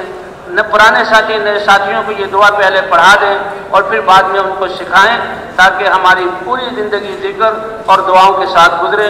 کوئی ایسا عمل نہیں جس میں اللہ کے رسول نے دعا نہ بتائی ہو، اور وہ دعائیں ان میں کیا ہیں؟ اگر وہ اللہ کی طرف سے نعمت ہے تو اللہ کی حمد ہے، اللہ کے حمد سے اللہ نعمتوں کو اور زیادہ فرمائیں گے، اور اللہ سے دعا ہے۔ اور حضرت محمد صلی اللہ علیہ وسلم کی زبان مبارک سے نکلی ہوئی دعائیں اگر ہم پڑھیں گے تو قبولیت کے راستے دیکھے ہوئے ہیں۔ اللہ ہر شر اور ہر ناگواری سے اللہ ہماری حفاظت فرمائیں گے اور عافیت عطا فرمائیں گے۔ دائیں پاؤں سے سوار ہونا، جی ہاں، اور بسم اللہ پڑھ کے سوار ہونا۔ سواری میں جب بیٹھ جائیں تو پھر جب سواری چلنے لگے تو سبحان اللہ 3 مرتبہ، اللہ اکبر 3 مرتبہ، اور پھر سبحان الذی سخر لنا ھذا وما كنا له مقرنین وانا الى ربنا لمنقلبون میں دعا پڑھنا۔ اور اس سفر میں بھی اس یہ محنت کیا ہے جو اللہ نے دی ہے بہت آسان۔ اللہ جیسے اللہ شارک کے قریب ہیں ایسے ہی کامیابی بھی ہمارے بہت قریب ہے۔ اللہ نے انسانوں کو کامیابی کے لیے باہر کا محتاج کیا ہی نہیں۔ دل میں اللہ کی ذات پر ایمان اور یقین اور اپنے اعضاء سے اللہ کے احکام کو پورا کرنا، تو کامیابی بھی انسان کی شہادت سے زیادہ قریب ہے۔ تو جسم کے اعضاء کو اللہ کے حکم کے مطابق استعمال کرنا، اس کے لیے اگر اللہ نے اسباب و دولت دی ہے تو اس میں بھی اللہ کے احکام کو ماننا، تو بنیاد تو کامیابی اللہ کے حکم کو نبی کے طریقے پر ماننے میں ہے۔ تو یہ دعوت والا کام سب سے آسان، صرف اس میں لا الہ الا اللہ محمد رسول اللہ، میں مسلمان ہوں اور اللہ کے ایک ہونے کی گواہی دیتا ہوں، اس پر اللہ نے، اور محمد صلی اللہ علیہ وسلم کی امت میں ہوں، اس پر اللہ نے یہ اعزاز دے دیا کہ جو حضرت محمد صلی اللہ علیہ وسلم کا کام اور نبیوں والا کام وہ تمہارا کام ہے۔ اس کلمے کی وجہ سے حضور صلی اللہ علیہ وسلم نے اس لیے فرمایا، اے میری امت فخر کرو اپنے نصیبے پر اور ناز کرو کہ نبیوں میں سے میرے جیسا نبی اللہ نے تمہیں دیا۔ اور پھر میرے لیے بھی قابل فخر بات ہے کہ امتیں اللہ نے نبیوں کو دی، تقسیم اللہ کی طرف سے ہوئی، لیکن ان جو امتیوں میں سے جو سب سے بہترین اور اللہ کے ہاں پسندیدہ امت تھی اور دعوت والی امت، وہ اللہ نے مجھے عطا فرمائی۔ جی ہاں، انا حظکم من النبیین، میں تمہارا نصیبہ ہوں نبیوں میں سے، وانتم حظی من الامم، اور تم میرا نصیبہ ہو جو ہے امتوں میں سے۔ تو جیسے اللہ نے کلمہ آسان کیا، یہ محنت بھی آسان کی، کہ یہ محنت کیا ہے کہ زبان سے اللہ کی وحدانیت اور اللہ کی بڑائی کو بیان کرنا اور کامیابی کو اللہ کے دین میں بتلانا، زبان سے یہ بولنا اور آخرت کی طرف بلانا، بھئی کتنا آسان ہے۔ یہ بول اتنے طاقتور اور اتنے خوبصورت ہیں، اللہ فرماتے ہیں کہ میرے نزدیک اس سے زیادہ حسین بول کائنات میں کسی کے ہے ہی نہیں۔ وَمَنْ أَحْسَنُ قَوْلًا مِّمَّنْ دَعَا إِلَى اللَّهِ وَعَمِلَ صَالِحًا وَقَالَ إِنَّنِي مِنَ الْمُسْلِمِينَ۔ تو نکل کر سب سے پہلے دعوت میں لگنا، یہ بنیادی چیز ہے، کیونکہ تمام انبیاء دعوت دے کر بھیجے گئے اور دعوت ہی کے ذریعے یہ ایمان آیا، اور ایمان وہ طاقت ہے جس کے ذریعے انسان اللہ کے دین پر چل سکتا ہے۔ اس لیے تمام انبیاء نے پہلے دعوت دی، سب سے پہلے اللہ خود داعی، واللہ یدعو الی دار السلام، اللہ سلامتی کے گھر جنت کی طرف بلاتے ہیں۔ اور موسیٰ علیہ السلام جب کوہ طور پر آئے تو فرمایا اننی انا اللہ، اے موسیٰ میں اللہ ہوں، لا الہ الا انا، میرے علاوہ کوئی عبادت کے لائق نہیں۔ اللہ خود موسیٰ علیہ السلام کو فرما رہے ہیں، جی ہاں، وَأَقِمِ الصَّلَاةَ لِذِكْرِي، اے موسیٰ میرے ذکر اور یاد کے لیے نماز کو قائم کرو۔ اللہ نماز کی دعوت دے رہے ہیں، اور پھر اللہ نے یہ دعوت تمام انبیاء کرام کو دے کر بھیجی، اور حضرت محمد صلی اللہ علیہ وسلم کے ختم نبوت کی وجہ سے اللہ نے یہ دعوت ہر مسلمان اور کلمہ گو کا فریضہ اور منصب بنا دیا۔ یہ نہیں کہ یہ اختیار کی بات ہے، کریں تو ثواب ملے گا، نہیں، قیامت میں پوچھا جائے گا۔ وَإِنَّهُ لَذِكْرٌ لَكَ وَلِقَوْمِكَ وَسَوْفَ تُسْأَلُونَ، یہ قرآن نصیحت ہے آپ کے لیے اور آپ کی پوری قوم کے لیے، اس میں جو احکام ہیں اس کے بارے میں قیامت میں پوچھا جائے گا۔ کہ کہا گیا تھا کہ تم بہترین امت ہو، لوگوں کی نفع رسانی کے لیے نکالے گئے ہو، بتاؤ میری انسانیت اور مخلوق جب مجھ سے دور رہ کر پریشانیوں میں مبتلا تھی تو تم نے ان کے لیے کیا کیا؟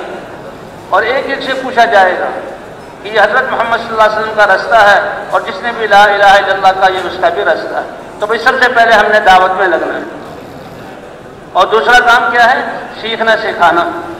اب سیکھنے سکھانے کا کام اللہ نے کتنا آسان کیا کہ اس کے لیے کتابوں کی ضرورت بھی نہیں۔ اللہ کے رسول کو جو علم دیا گیا، آپ کا لقب ہے امی، کہ اللہ نے آپ کو لکھنے پڑھنے کا محتاج نہیں کیا، بغیر لکھنے پڑھائی کے محتاج کیے، اللہ نے سارا علم دیا۔ اور جو صحابہ سامنے تھے وہ بھی جو ہے امی لقب ہے، امہ امیون، لکھنا پڑھنا جانتے نہیں تھے، لیکن حضور صلی اللہ علیہ وسلم نے سارا علم ان کو منتقل کیا، اور صحابہ نے وہ سارا علم لے کر پوری امت تک پہنچا دیا۔ تو اس لیے بھی ہم فضائل کی تعلیم کے حلقوں میں بیٹھیں اور فضائل کو سنیں، اور سن کر پھر ہم آپس میں سیکھنے سکھانے کا عمل اس کو کریں، اور سیکھنے سکھانے کا عمل کہ آپس میں بیٹھ کر جو ہے صورتوں کو دہرانا، اور جو ہے مذاکروں میں جو اعمال ہم نے کرنے ہیں ان کے آداب کا تذکرہ، تاکہ ہمارا ہر عمل جو ہے وہ آداب اور سلیقوں کے ساتھ ہو اور حضرت محمد صلی اللہ علیہ وسلم کے طریقے کے ساتھ ہو۔ تو سب سے پہلا عمل اس محنت میں دعوت کا ہے، ہر ایک کلمہ کو اس دعوت کو دے سکتا ہے۔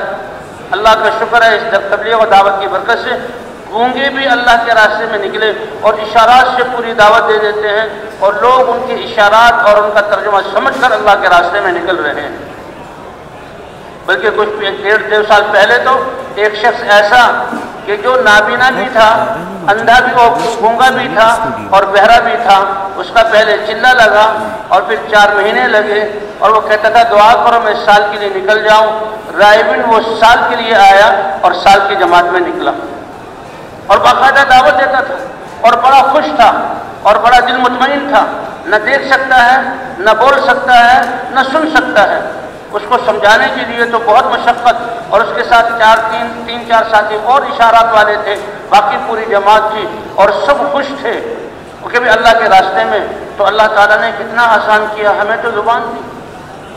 حج کے موقع پر ایک ملک والے علماء جمع ہوئے اور کہنے لگے یہ پاکستانی لوگ کیسے کہتے ہیں کہ ہم دعوت کا کام کر رہے ہیں، اور گونگا کیسے دعوت دے سکتا ہے؟ انہوں نے کبھی جماعت آئی ہوئی ہے حج میں، آپ ان کو بلا کر ان کی دعوت خود سن لیں۔ باقاعدہ حال میں وہ سارے جمع ہوئے اور جمع ہو کر جو ہے جماعت کو بلایا گیا، اور ایک ہمارا پاکستانی بھائی اشارات کی زبان والا کھڑا ہوا، اشاروں میں اس نے بات کرنی شروع کی۔ اب وہ سب عقل مند تھے، ایک عالم تھے جو سب سے بڑے ان کے استاد تھے، وہ پیچھے دیوار کے ساتھ ٹیک لگا کے بیٹھ گئے کہ دیکھتا ہوں یہ پاکستان والے لوگ اور یہ دعوت والے لوگ یہ کیا کہتے ہیں، گونگا کیسے دعوت دے سکتا ہے؟ لیکن دیکھ رہے تھے غور سے۔ اب جب اس نے اشارات سے اللہ کے ایک ہونے کو اور اللہ کی بڑائی کو، وحدانیت کو بیان کیا، بڑائی کو، تو یہ دیکھ کر حیران ہوتے رہے اور ان کی آنکھوں سے آنسو جاری ہونا شروع ہو گئے۔ وہ اشاروں کی زبان سے اردو میں اور اردو سے پھر عربی میں، یہ سب عربی سمجھنے والے تھے، پہلا نمبر بیان کیا، دوسرا نمبر اس نے بیان کیا، تیسرا، چھٹے نمبر پر کہ نبیوں والا کام ہمارے ذمے ہے، اللہ کے راستے میں نکلنا۔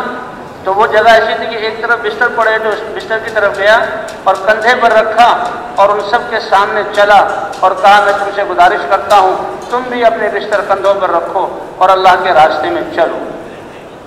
اب یہ عالم دیکھ رہے ہیں، دیکھ کر ترجمہ سن رہے ہیں اور اتنے متاثر ہو رہے ہیں کہ آنکھوں سے آنسو۔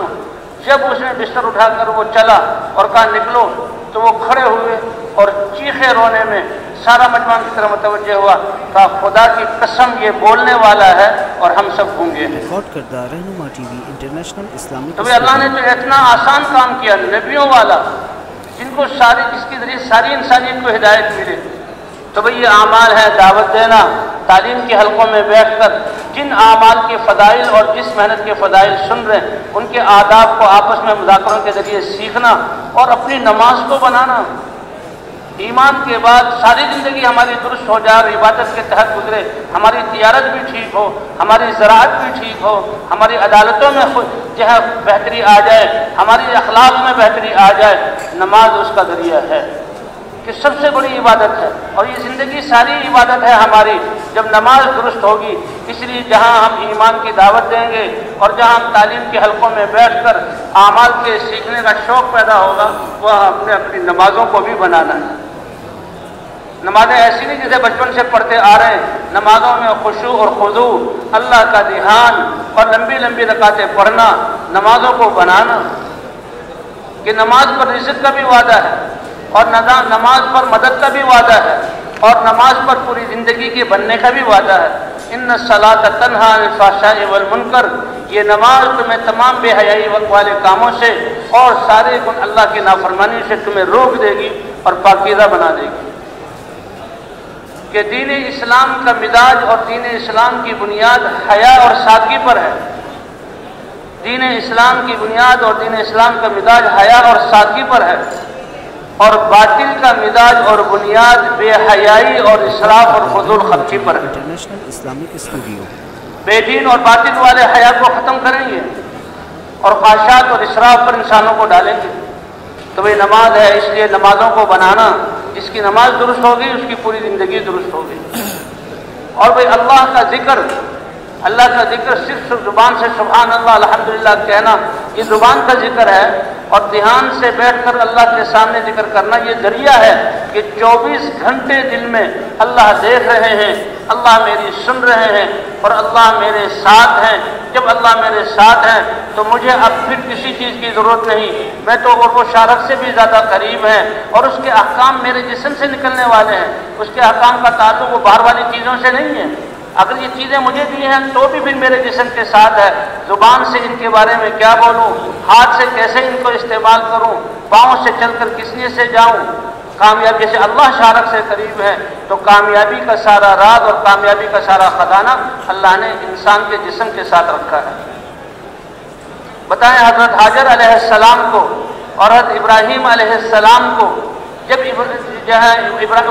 ابراہیم علیہ السلام نے ایسی وادی میں چھوڑا کہ زندگی کے آثار کئی سو میل پہلے ختم ہو چکے تھے، شام کا علاقہ زندگی کے سارے اسباب موجود، حکومتیں اور فوجیں موجود، زراعت اور صنعت کے نقشے موجود، اور موسم بہت ٹھنڈا بلاد مبارکہ، وہاں سے اٹھوایا اور ایسی وادی کہ کئی سو میل پہلے زندگی کے آثار ختم تھے، اور یہاں تو کوئی وادن غیر ذی زرع، پانی کا کوئی نشان نہیں اور کسی اگنے والی چیز کا کوئی نشان نہیں، وہاں چھوڑا اور کچھ نہیں دیا، لیکن وہاں سے ان کی قربانی سے پھر اللہ نے ان کی قربانی کی وجہ سے اپنا گھر بنوایا اور ایسا شہر آباد کروایا کہ یہ نہیں کہ وہاں نہریں چالو ہو گئی اور وہاں کھیتیاں ہونے لگی، نہیں، وہ ویسے ہی ہے، اور قیامت تک ارب ارب انسانوں کا یہاں آنا اور یہاں سے یہ دولت لے کر جانا، آب زمزم لے کر جانا، ارب ارب انسانوں کی زندگی کے اللہ نے اسباب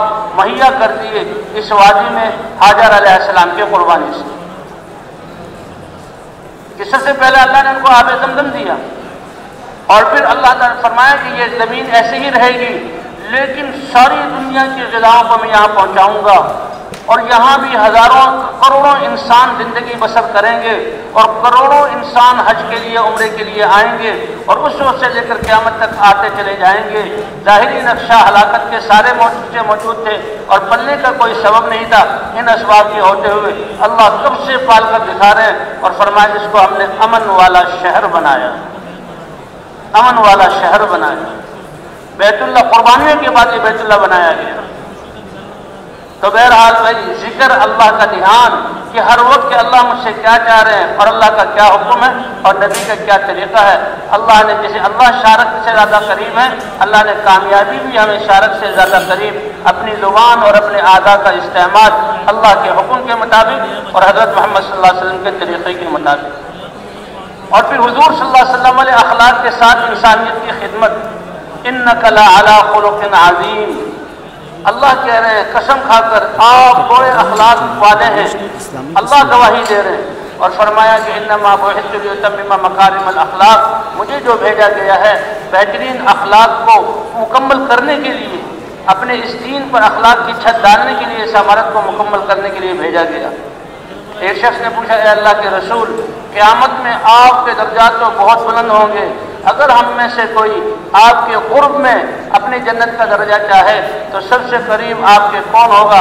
فرمایا اکثرکم علیہ صلاۃ واحسنکم خلقا، جو سب سے زیادہ درود شریف مجھ پر پڑھے گا، جو سب سے زیادہ ہر وقت درود پڑھتا رہے، تو جنت میں حضور کا پڑوس نصیب ہو جانا، اس کے اثرات دنیا میں بھی پڑیں گے، تو جب اللہ جنت میں وہ درجہ عطا فرمائیں گے تو درود پڑھنے والوں کو اللہ دنیا میں بھی ان کی ہر حاجت کو پورا کریں گے۔ فرمایا تم تو اپنی زبان سے اللہ سے مانگو گے کہ اے اللہ میں اپنے نبی پر درود بھیج، رحمتیں نازل فرما، تو تم نے ایک دفعہ نبی پر درود پڑھا، اللہ 10 رحمتیں تم پر نازل فرمائیں گے۔ فرمایا اکثرکم علیہ صلاۃ واحسنکم خلقا، تو اس لیے بھی اللہ کے راستے میں نکل کر جو ہماری محنت ہے کہ ہر مسلمان دعوت والا بن جائے، دعوت دینے والا، دعوت مخلوق سے اللہ کی طرف، اسباب اور نامات کے نقشوں سے اعمال کی طرف، اور دنیا سے آخرت کی طرف، کہ ہم دنیا میں رہنے کے لیے اور ہمیشہ جینے کے لیے نہیں آئے، دنیا سے تو جانا ہے، آخرت ہماری منزل ہے، وہاں کا سرمایہ کرنا ہے۔ اے پیارے نبی، آپ اللہ سے دعا کر کے جتنا آپ زندگی لمبی لے لیں اللہ دے دیں گے، لیکن ایک دن یہاں سے جانا پڑے گا۔ اللہ نے فیصلہ کیا ہوا ہے اس کائنات کو سب کو ختم کرنا ہے، تو اس لیے بھی ہماری دعوت ہم نے آخرت کی طرف، ہماری مجلسوں میں آخرت کے تذکرے اور دعوت کے بعد پھر فضائل کی تعلیم اور آپس میں سیکھنا سکھانا، ان 6 نمبروں کا سیکھنا، نمازوں کا سیکھنا، ایمان مفصل مجمل کا سیکھنا، اور جتنے ہمارے یہ اعمال ہیں، گشت کرنا، خدمت کرنا، وصولی کرنا، مسجد میں ٹھہرنا، یہ سارے آداب کے ساتھ ہوں۔ اور آخر میں بھائی ہمارے اخلاق، اس کے لیے ہمارا نکلنا ہے۔ ہم پیدل چلنے کو ترجیح دیں، جس بستی میں جانا ہے اس بستی میں اترنے سے، جب بس سے اترے ہیں یا پیدل چل کر پہنچے ہیں، بستی میں داخل ہونے سے پہلے ساتھیوں کو جمع کر لیا جائے۔ یہ چلنے سے جو تھکاوٹ ہوئی، کھانے پینے کی ترتیب آگے پیچھے ہوئی، گرمی سردی کے موسم نے ستایا، سفر میں جہاں کمر تختہ ہو گئی ہے تو شیطان آتا ہے، لو بھائی اتنی مشقت اور ایسی پریشانی، تو شیطان کہے گا واپس لوٹ جاؤ، لیکن نہیں، یہ تو اللہ نے ہمیں منتخب کیا، بھیجا ہے، تو اب ساتھیوں کو جمع کر کے کہ بھائی دیکھو ہم اللہ کے راستے میں نکلے ہیں، دنیا والے بھی سفر کر رہے ہیں، کوئی انسان بغیر قربانی کے اور بغیر مشقت کے دنیا میں زندہ نہیں رہ رہا۔ آرام پرست انسان کو تو لوگوں کی نظروں میں وہ گر جاتا ہے، وہ دنیا کے لیے مشقت اختیار کر رہے ہیں۔ اللہ نے ہمیں اپنے دین اور حضرت محمد صلی اللہ علیہ وسلم کی محنت اور انسانیت تک یہ کام دین پہنچانے کے لیے اللہ نے اپنے راستے میں نکلنے کی توفیق عطا فرمائی۔ حضرت ابوبکر صدیق رضی اللہ عنہ حضرت اسامہ کے لشکر کو روانہ کر رہے ہیں۔ اسامہ بہت چھوٹی عمر کے تھے، حضور کے انتقال پر آ گئے تھے، اب دوبارہ ان کو روانہ کر رہے ہیں، اور حضرت ابوبکر صدیق کو مسلمانوں کا امیر بنا لیا گیا، ذمہ دار بنا لیا گیا، تو حضرت ابوبکر روانہ کر رہے ہیں حضرت اسامہ کو۔ حضرت اسامہ اپنے سواری پر سوار تھے، حضرت ابوبکر صدیق کی اونٹنی بھی تھی، عبد الرحمن ابن عوف اس کو لے کر چل رہے تھے، لیکن ابوبکر پیدل چل رہے ہیں، ابوبکر پیدل چل رہے ہیں۔ حضرت اسامہ فوراً، اے امیر المومنین، یا آپ اوپر سوار ہو جائیں، اے خلیفہ رسول اللہ، یا آپ بھی سوار ہو جائیں، یا مجھے کا مطلب نیچے چلنے دیں۔ فرمایا نہیں، نہ ابو بکر سوار ہوگا اور نہ اسامہ تمہیں نیچے اترنے دے گا، چھوڑ ابو بکر کو کہ وہ اللہ کے راستے میں نکلنے والے کو روانہ رخصت کرنے کے لیے پیدل چلے اور اللہ کے راستے کی غبار اپنے پاؤں پر پڑنے دے، کیونکہ ہر قدم پر 700 نیکیاں ملیں گی، اور ہر قدم پر اللہ تعالیٰ 700 جو ہے گناہ معاف فرمائیں گے، اور ہر قدم پر اللہ 700 درجات بلند فرمائیں گے۔ اس لیے بھئی ان نوجوانوں کو اور اپنے ساتھ چلنے والوں کو فضائل سنائے جائیں کہ اللہ کے راستے میں نکلنے کا اجر اور یہ غبار پڑنے کا ثواب اور یہ تھکاوٹ، اس کی وجہ سے اللہ ہمیں اور انسانیت کو کتنی ہدایت دے گی کہ قربانی کے بعد جو محنت کی جاتی ہے اللہ اس کو پائیداری دیتے ہیں۔ اللہ چاہتے تو بیت اللہ شام اور جو ہے یہ روم کے علاقوں میں، ٹھنڈے علاقوں میں جہاں بنوا سکتے تھے، لیکن بیت اللہ جہاں بنوایا اس سے پہلے کتنی قربانی ہے، حاجر علیہ السلام کی قربانی اور ابراہیم علیہ السلام کے گلے پر چھری پھروائی، ان سب قربانیوں کے بعد جو آواز لگوائی، تو کہتے ہیں جب وہ آواز لگانے کے لیے ابراہیم علیہ السلام صفا پر چڑھے اور کہا دنیا بھر کے انسانوں اللہ کا گھر بن گیا ہے، اس کے لیے آ جاؤ، تو سامنے جو اونچے اونچے پہاڑ تھے وہ آواز ان سے ٹکرا کر بازکش بن کر واپس آتی، تو آتا ہے روایات میں ان پہاڑوں کو اللہ نے جھکا دیا اور اللہ نے اس آواز کو پوری دنیا میں پہنچا دیا۔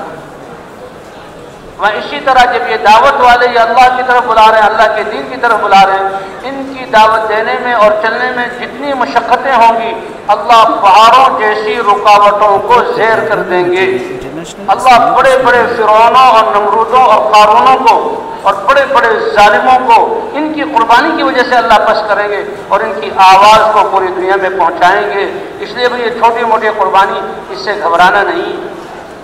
تو ذمہ دار ساتھی ان کو ترغیب دیں اور نیتیں ٹھیک کروائیں کہ ہمارا اس گاؤں میں آنا اللہ کا کلمہ بلند ہو جائے، ہمارا اس بستی میں آنا یہ ہمارے مسلمان بھائی ہیں، ہم ان کی ہمدردی میں آئے ہیں، یہ بستی والے اس سے ساری بدعنوانیاں، سارے ظلم، گھروں میں عورتوں پر ظلم، بھائی بھائی کی لڑائی، تجارت میں جو ہے ملاوٹ اور جناب توڑنے میں کمی اور زمینوں پہ غصب، اللہ ان سب ظلموں کو ختم فرما دے اور اللہ اپنا دین ان میں زندہ فرما دے، اور یہ بستی حضور صلی اللہ علیہ وسلم کے زمانے کی مدینہ منورہ کی بستی بن جائے، اور یہاں کی مسجد حضور صلی اللہ علیہ وسلم کے زمانے میں جن اعمال سے آباد تھی ان اعمال سے آباد ہو جائے، اور یہاں کا بچہ بچہ جسے صحابہ کرام اور ان کے بچے دین کی محنت کرتے تھے وہ محنت کرنے والے بن جائیں۔ ذمہ دار ساتھی اپنے ساتھیوں سے اس کی جو ہے وہ نیت کروائیں۔ ان کا نکلنا کوئی معمولی میں 3 دن کے لیے نکلے ہیں جی، اور اپنا بستر ساتھ لے لیا ہے جی، تھوڑے سے پیسے اور برتن لے لیے ہیں، نہیں دیکھنے میں یہ سب کچھ معمولی نظر آ رہے ہیں، لیکن نیت کے اعتبار سے اور عزم کے اعتبار سے یہ وہ لوگ ہیں کہ جن نے ساری دنیا کو بدلنے کا ارادہ کیا، اور اسی سے تبدیلی پہلے آئی۔ بستی والے جو بس جا رہے ہیں ان کو بھی لے لیں، ہم نے ایک طرف یکسو ہو کر نہیں رہنا، ہم تو گھلنے ملنے والے لوگ ہیں، ہم تو لوگوں کو اپنی طرف کھینچنے والے، جو جا رہے ہیں ان کو بھی دعا کے عنوان سے بلا لیں، اور جب یہ مقصد بیان ہو کہ ہم ان بستی والوں کے لیے خیریں لیں جو ہے قائم کرنے کے لیے آئے ہیں، اور ہماری دعاؤں میں بستی والوں کے لیے دعا ہوگی، اور کوئی ساتھی رو بھی رہا ہوگا تو ہم سے پہلے یہ بستی والوں کو جا کر بتائیں گے، او لوگو اگر تم کامیابی چاہتے ہو اللہ کے ان نیک بندوں کو سن لو۔ جیسے حبیب نجار نے جب نبیوں کو پہلے ملا، جب نمائندوں کو پہلے ملا، اور جا کر جو ہے وہ اپنے بستی والوں کو روکا اور بستی والوں سے کہا کہ دیکھو نبیوں کی بات مان لو، تو اس طرح بستی والے ہمارے مؤید بن کر جائیں گے۔ اب جب بستی سامنے آئے تو دائیں طرف ہر چیز کے آداب، دائیں طرف چلنا ہے، نظروں کی حفاظت کرنی ہے۔ فرمایا نظر شیطانوں کے تیروں میں سے زہریلا ایک تیر ہے، اب جس پر نظر پڑ گئی اب دل اللہ کی یاد اور دل دین کی محنت کی ترتیبیں بنانے کے بجائے یہ گھر کیسا تھا، یہ گاڑی کیسے گزری ہے اور یہ کھیت کیسے ہیں، دل اس طرح مشغول کر لے گا، اور دل کی نیت یہی بہت بڑا سرمایہ ہے۔ اس لیے کہتے ہیں یکسوئی اور ہماری نیت کا استحضار۔ تو راستے میں بھی چلنے کے آداب ہیں، دائیں طرف ہم چلیں، نظروں کی حفاظت کرتے ہوئے چلیں، اور ہم نے مسجدوں میں ٹھہرنا ہے۔ ہمارے اترنے کی جگہ مساجد ہیں، ہماری محنت کا مرکز مسجد ہے۔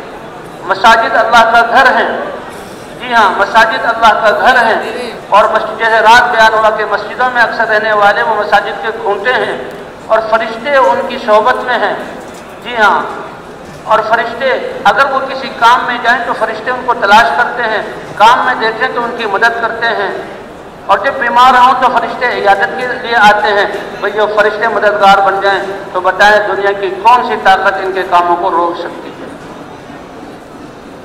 اس لیے مسجد میں یہ مساجد اللہ کے گھر رک جائیں، اور اللہ کے گھر کی عظمت کا استحضار کہ اس میں کیسے اللہ کے گھر میں داخل ہونے کے آداب ہیں۔ جی ہاں، کہ بائیں پاؤں سے پہلے جوتا نکال کر جوتے پہ رکھ لیں، دائیں پاؤں سے جوتا نکال کر دائیں پاؤں کو مسجد میں داخل کریں، بسم اللہ والصلاۃ والسلام علی رسول اللہ اللہم افتح لی ابواب رحمتک کہہ کے مسجد میں داخل ہوں۔ اور مسجد میں جماعت داخل ہوئی ہے، ادھر اللہ کے راستے میں جو ہم سامان لے جا رہے ہیں بڑا مختصر سا، جیسے میں نے شروع میں عرض کیا تھا کہ اس راستے میں نکل کر سادگی کو سیکھنا ہے، تکلفات سے اپنے آپ کو نکالنا ہے، اور یہ سامنے آنا کہ ہماری زندگی تو بڑی آسان ہے، ہم نے تو خود اپنے آپ کو مشقت میں ڈالا ہوا ہے، تو اللہ کے راستے میں نکل کر کم سے کم گزارا کرنا، قناعت پر آنا، یہی پھر گھر پر آ کر اپنی زندگی میں سادگی کو لانا۔ اس لیے جو ہمارا سامان ہو، اگر وہاں مسجد کے ساتھ حجرہ بنا ہوا، اب الحمدللہ نظام بن گیا، بھئی یہ کمرہ کس کے لیے ہے؟ یہ جماعتوں کے ٹھہرنے کے لیے، تو سامان وہاں رکھا جائے، مسجد میں نہ لے کر جائیں۔ لیکن اگر وہ کمرہ امام یا مؤذن یا خادم کا ہو پھر ہم اس میں نہیں جا سکتے، پھر تو مسجد میں جا کر ایک کونے میں بڑی ترتیب سے اپنے بستروں کو رکھا جائے کہ جو ہے وہ خلل نہ آئے جہاں صفوں میں، اور پھر چادر سے ڈھانک دیا جائے کہ ہر آنے والا سمجھے کہ بڑے مہذب لوگ اور ہستیاں آئی ہیں، یہ اللہ کا پیغام لے کر آئی ہیں، کیسی ان کی مرتب زندگی۔ اور اللہ کے گھر میں داخل ہو کر سب سے پہلے وضو کریں اور 2 رکعت نفل پڑھیں۔ اگر وہاں دیہاتوں میں بعض جماعتیں چلتی ہیں کہ مسجد کا یعنی بہت خستہ حال ہے، گرد غبار پڑی ہوئی ہے، وضو کی جگہ صاف نہیں ہے، تو ہم سارے ساتھی صفائی کریں مسجد کی، وضو کی جگہ کو صاف کریں، ٹینکی میں پانی بھر دیں اور وضو کر کے پہلے 2 رکعت نفل پڑھیں۔ اے اللہ، یہ ہمارے مسلمان بھائی اس بستی کے رہنے والے، ان کے دل آپ کے ہاتھ میں ہیں، اے اللہ ان کے دلوں کو اپنے دین کی طرف مائل فرما۔ اوپر سے جو فیصلے ہوتے ہیں دنیا بھر کی طاقتیں ان کو روک نہیں سکتی، اس لیے ہم نے اللہ سے مانگنا ہے، اور مانگ کر بھائی سب سے پھر مشورے کے لیے بیٹھ جانا ہے۔ اللہ نے یہ کام دیا اور کام کی حفاظت کے لیے اللہ نے مشورہ دیا۔ اللہ حضرت محمد صلی اللہ علیہ وسلم ان کی تربیت تو براہ راست اور ان کی رہبری رہنمائی وحی کے ذریعے ہوتی، جب بھی صحابہ کوئی سوال کرتے فوراً یکایک جبرائیل علیہ السلام آسمانوں سے وحی لے کر آ جاتے، اے نبی آپ کے رب یہ فرما رہے ہیں، ان کو بتا دیجئے، یہ چاند کے بارے میں پوچھ رہے ہیں، یہ فلاں چیز کے بارے میں پوچھ رہے ہیں۔ اللہ کی طرف سے یہ جواب ہے، جو سوال اللہ کی طرف جواب، لیکن اس کے باوجود اللہ نے حکم فرمایا وَشَاوِرْهُمْ فِي الْأَمْرِ، اپنے ساتھیوں سے، اپنے ان صحابہ سے اہم امور کے بارے میں مشورہ کیجئے۔ یہ امت کی تعلیم کے لیے مشورے کا حکم دیا، ورنہ اللہ تعالیٰ اپنے نبی کو راہ جس پر چلنا ہے بتلا دیتے کہ یہ کر لو، لیکن وَشَاوِرْهُمْ فِي الْأَمْرِ، ان سے مشورہ کیجئے، ان سے آراء لیجئے، اور جو پھر فیصلہ ہو جائے وَإِذَا عَزَمْتَ فَتَوَكَّلْ عَلَى اللَّهِ، پھر آپ اللہ پر بھروسہ کریے اور عزم کے ساتھ اس پر عمل کریے۔ تو بھائی اس کام کی حفاظت، ساتھیوں کی حفاظت کے لیے مشورہ، اور ہماری تربیت کے لیے مشورہ کہ ہماری سوچ کا دھارا کیا ہو، ہم اپنے عقل کو، دماغ کو کس لیے استعمال کریں۔ جب سب ساتھی بیٹھ جائیں تو بھائی اللہ کا دین پوری دنیا میں کیسے پہنچ جائے، یا اللہ کا پیغام ایک ایک انسان تک کیسے پہنچ جائے، تو اللہ نے ہمیں اس بستی میں آنے کا موقع دیا، اور ہم اس بستی میں آج یہ 24 گھنٹے یا 3 دن رہیں گے، تو بھائی ہر ایک سوچیں ہمارے یہ 3 دن صبح اور شام کیسے استعمال ہوں کہ ہر آدمی سے ملاقات بھی ہو جائے، اس کو اللہ کے راستے میں نکلنے کی ترغیب بھی دیں، اور اس کو دین کی ذمہ داری کا احساس بھی دلا دیں، اور فضائل سنا کر نکالیں، اور نقد جماعتیں نکل جائیں، مسجد میں بھی جماعت بن جائے۔ تو سب ساتھیوں سے مشورہ کیا، ایک ذمہ دار ہوگا مشورے کا، اور باقی ساری جماعت سے مشورہ۔ تو ساری جماعت مشورے کے لیے بیٹھے۔ اللہ کے رسول صلی اللہ علیہ وسلم نے فرمایا ما خاب من استخار، جو اللہ سے کام کرنے سے پہلے خیر کو طلب کرتا رہے گا تو وہ محروم نہیں ہوگا اللہ کی رحمت سے۔ جو اللہ سے خیر کا طالب ہوگا اللہ خیر کے راستے اس کے لیے کھولیں گے۔ وما ندم من استشار، اور جو مشورے سے چلے گا کبھی اس کو ندامت نہیں اٹھانی پڑے گی، کبھی اس کو ندامت نہیں اٹھانی پڑے گی۔ اس لیے بھائی پہنچتے مشورہ ہے، اگر ہم وہاں کے پرانے ساتھیوں کو بھی اپنے ساتھ مشورے میں شامل کر لیں گے، ضروری ہے کہ اگر ایک بستی سے دوسری بستی، ایک مسجد سے دوسری مسجد، ان کو بتا دیا جائے کہ فلاں وقت ہماری جماعت آئے گی، اور ہم بستی میں داخل ہوتے ہوئے جو گلیوں سے گزر رہے ہیں وہیں سے پوچھ لینا یہاں پرانے ساتھی کون سے ہیں، اور جب ساتھی وضو کر رہے ہیں ان کو بلا لینا۔ مشورہ ان کو کس لیے بلانا؟ تاکہ ہمیں کام کی سطح پتہ لگے، یہاں کام ہے کہ نہیں ہے، اگر ہے تو کس سطح پر ہے۔ روزانہ کا مشورہ اور تعلیم اور شام کی ملاقاتیں اور کتنے چلے 3 چلے والے ہیں، یہ سارے حالات سامنے آ کر اب یہ جو نکلنے والے ہیں یہ کام اور قربانیوں میں ترقی کریں، اور نئے جو ہے وہ اللہ کے راستے میں نکل جائیں، ہر فرد تک یہ آواز پہنچ جائے، اس کے لیے مشورہ ہے۔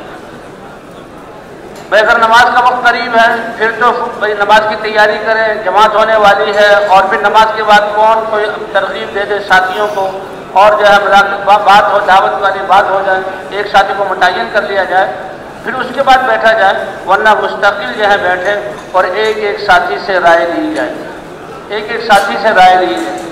یہ مشورہ ایک امانت ہے، المستشار مؤتمن، جس سے رائے لی جائے اس کے پاس یہ مشورہ امانت ہے۔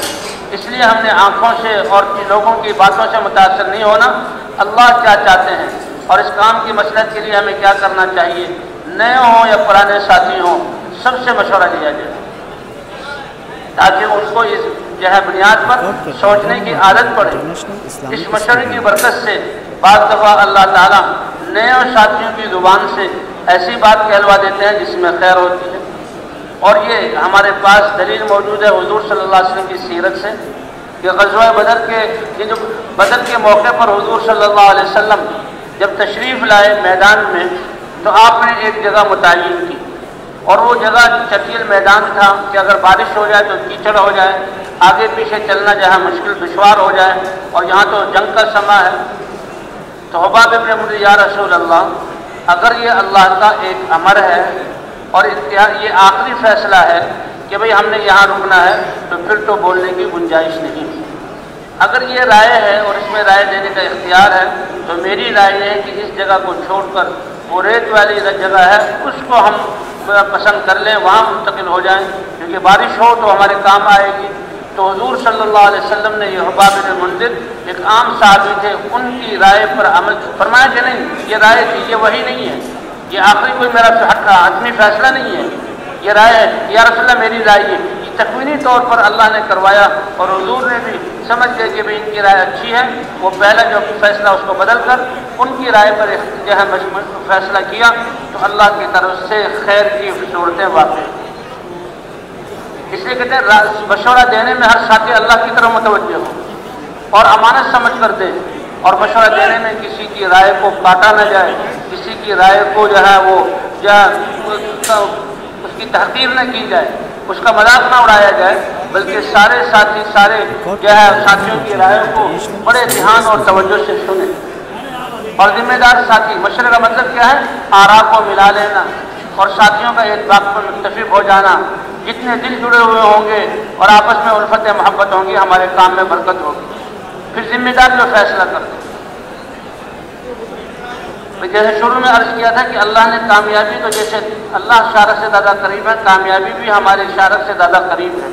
انسان جب صبح اٹھے تو یہ نیت کر لے اے اللہ میں تیرا بندہ، وہ کہتا ہے الحمدللہ الذی احیانی بعد ما اماتنی والیہ النشور، تو اے اللہ میں تیرا بندہ ہوں اب سے لے کر دوبارہ شام کو بستر پر آنے تک، اے اللہ جن میدانوں میں اور جن جگہوں پر تیرا جو حکم متوجہ ہوگا اے اللہ میں اس کو پورا کروں گا، اس کی توفیق دے دے اور تیری نافرمانی نہیں کروں گا، اے اللہ اس سے بچا لے۔ تو اسی نیت پر اللہ ان تمام نیکیوں کا اجر اس کو عطا فرما دیں گے۔ اور گناہوں سے بچنا یہ بھی بہت بڑی عبادت ہے، اللہ اس کا اجر عطا فرما دیں گے۔ تو مسلمان تو صبح ہوتے ہی طاعت کی نیت کے ساتھ اپنے میدان میں آئے۔ تو مشورے میں جو بیٹھے ہوئے ہیں، جب ہر آدمی ایک وقت میں ایک کام کر سکتا ہے، اس میں گشت بھی ہے، اس میں ملاقاتیں بھی ہیں اور خدمت بھی ہے اور بھی بہت سارے کام ہیں، تو ہر ساتھی یہ نیت کرے کہ میں سب کاموں کے لیے تیار ہوں۔ اور پھر جب سب کے لیے تیار ہوں تو تقسیم کار ہوگی، ساتھی جو ہے مختلف کاموں میں جائیں گے، کیونکہ ہمارا یہ ایک اجتماعی کام ہے، ہم اس کام میں ایک جسم کی طرح ہیں، تو جس کی جہاں جہاں تشکیل ہوگی اللہ تعالیٰ ان کو بھی اس عمل کا ثواب دیں گے۔ اور اس اجتماعی عمل کی برکت سے کہ مشورے اور اجتماعی کام میں سارے لوگوں کو یہ کام عمل کرنے کا موقع ملا، اللہ سب کو سارے کاموں کا ثواب عطا فرمائیں گے۔ اس لیے بھی اپنے آپ کو تیار کریں۔ اور مشورے کے بعد اب ہم نے اس کام میں ہے دعوت کے لیے پھرنا، دعوت کے لیے پھرنا، جسے اللہ نے اپنے نبی کو فرمایا ان لک فی النہار سبحا طویلا، کہ آپ کے لیے لوگوں کے سمندر میں تیرنا ہے اور ان کے پاس جانا ہے۔ انبیاء کرام خود چل کر جاتے تھے، اور جا قوم اعبدوا اللہ ما لکم من الہ غیرہ، تو ساری جماعت پھیل گئی۔ دو کی جوڑیاں ہوں، ایک کو نہیں بھیجنا، دو کی جوڑیاں۔ ملاقاتوں میں کن سے ملاقاتیں کر رہے ہیں؟ سب سے پہلے تو دین کے اعتبار سے جو بڑے ہیں، فرمایا گھروں میں داخل ہو ان کے دروازوں سے، تو بستیوں میں داخل ہو ان کے دروازوں سے، ان کے دروازے دین اور دنیا کے اعتبار سے جو خواص اور اللہ نے جن کو بڑائی دی ہے ان سے ملنا ہے۔ تو بھائی علماء سے بھی ملنا ہے، ائمہ سے بھی ملنا ہے، قرآن ساتھیوں سے بھی ملنا ہے، اور دنیا کے اعتبار سے ایم پی اے، ایم این اے، سردار اور بڑا کوئی خان ہے تو ان سے بھی ملنا ہے، اور بھی اس طرح جو ہے ہر قصہ شعبے سے ملنا ہے۔ دو ساتھیوں کی جو ہے جوڑی علماء کی خدمت میں جائیں تو علماء اللہ نے ان کو علم کی دولت سے نوازا ہے، اور یہ وہ ہستیاں ہیں جو جس دین کی محنت کے لیے نکلے ہیں، ان کی قربانی اور محنت سے یہ دین ہم تک پہنچا ہے، اور مدرسہ کی صورت میں یہ پوری امت کی اس ضرورت کو پورا کر رہے ہیں۔ جو فتویٰ پوچھنا ہو علماء کی خدمت میں عرض کر دو کہ میں یہ اللہ کے حکم کے مطابق فوراً آپ کو جواب دے دیں گے۔ شادی کرنی ہے اور جہاں غمی کا موقع ہے اور کوئی کاروبار کرنا ہے، کیا اللہ کا حکم ہے، کیا نبی کا طریقہ ہے، تو ان کے وقت ایسے وقت میں جایا جائے جو ان کی ملاقاتوں کا وقت ہو۔ اور علماء کی خدمت میں جانا، بہت باتیں یہ آ گئی کہ علماء کی خدمت میں جانا، تو ہم تو یہاں ممبر سے یہ کہہ رہے ہیں ان کی خدمت میں جانا، ان کی علمی مجلس سے فائدہ اٹھانے کے لیے، کہ عطار کی دکان میں داخل ہو گئے، چاہے عطر نہ خریدو لیکن خوشبو سے تو محفوظ ہوتے رہو گے کہ وہ خوشبو سے معطر ہے۔ تو یہ علم قال اللہ قال الرسول اس کی نورانی سے، اور لوگ دینی مسائل پوچھ رہے ہیں، اس لیے ان کی مجلس میں جانا، ان کی مجلس سے استفادے کے لیے، اور ان کی مجلس میں جانا ان سے دعا طلب کرنے کے لیے کہ یہ انبیاء کے وارث ہیں اور یہ امت کو دین دے رہے ہیں، تو ان سے دعا لینے کے لیے۔ اور جب دیکھیں ان کی توجہ زیادہ ہے تو اس وقت گنجائش ہے کہ اس وقت تھوڑی سی پکی کارگزاری سنا دیں. لیکن بھائی یہی دیکھنے میں آ رہا، سننے میں آ رہا، ہمارے ساتھی جاتے تو اس لیے سے کہ دعا طلب کریں گے اور ان سے جو ہے ان کی وجہ سے فائدہ اٹھائیں گے، اور پھر باتیں شروع کر دیتے ہیں اور بہت لمبی بات کر دیتے ہیں. نہیں بھائی نہیں، وہ اہل علم ہیں، اللہ نے ان کو جو علم میں لگے ہوئے ہیں، مدرسے میں پڑھا رہے ہیں، دنیا کی ساری نقش و آتاشوں کو چھوڑ کر مدرسوں کی چٹائی پہ بیٹھ کر اور وہ اس امانت کو منتقل کر رہے ہیں، وہ جب چاہیں تو کوئی پکی سی کارگزاری سنا دیں اور مختصر جواب دے کر اور ان سے جو ہے دعا لے کر آ جائیں. اور جہاں موقع اگر مجلس بھری ہوئی ہے تو پیچھے ہی بیٹھ جائیں، اپنی باری کا انتظار کریں اور ان سے بتا دیں کہ ہماری جماعت یہاں آئی ہوئی ہے. بھائی پرانے ساتھی بات تو ایسے ہوں گے تو ان کو اطلاع پہنچتے ہی وہ جہاں مسجد میں آ جائیں گے اور ہمارے مشورے میں شریک ہو جائیں گے، ہمارے گشتوں میں شریک ہونے میں گشتیں کرائیں گے. یہ پرانے ساتھی بہت ہی اچھے ہیں اور ایسے ہی ہونا چاہیے، اور یہ بڑی مبارک مسجد ہے. لیکن کچھ پرانے ساتھی ایسے ہوں گے کہ جو ذرا اپنی مشغولیت کی وجہ سے ذرا وہ جو ہے کام سے جو ہے وہ ذرا پیچھے ہو گئے ہیں، تو پھر ان کی خدمت بھی جانا ہے اور ان سے کارگزاری سنانی ہے. اور دنیا کے اعتبار سے جو خواص ہیں ان کے پاس بھی ملاقات کے لیے جانا، کیونکہ اللہ کا پیغام سارے انسانوں کے لیے.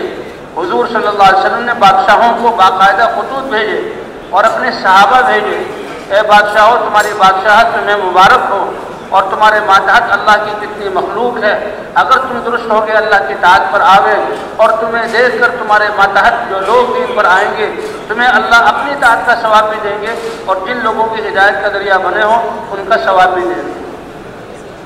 تو اس لیے خواص کے پاس جانا، کیونکہ وہاں کچھ طرح دنیاوی نقشے ہوتے ہیں، تو پکے ساتھیوں کو بھیجا جائے کہ جن کے دل میں دنیا کی انتہا عظمت نہ ہو، ایسے ساتھیوں کو بھیجا جائے اور وہ جا کر پھر وہاں ان سے ملیں اور مل کر ان کو پوری دعوت دیں اور ان کو اللہ کے راستے میں نکلنے کے لیے تیار کریں اور مسجد میں شام کو آنے کی دعوت دیں.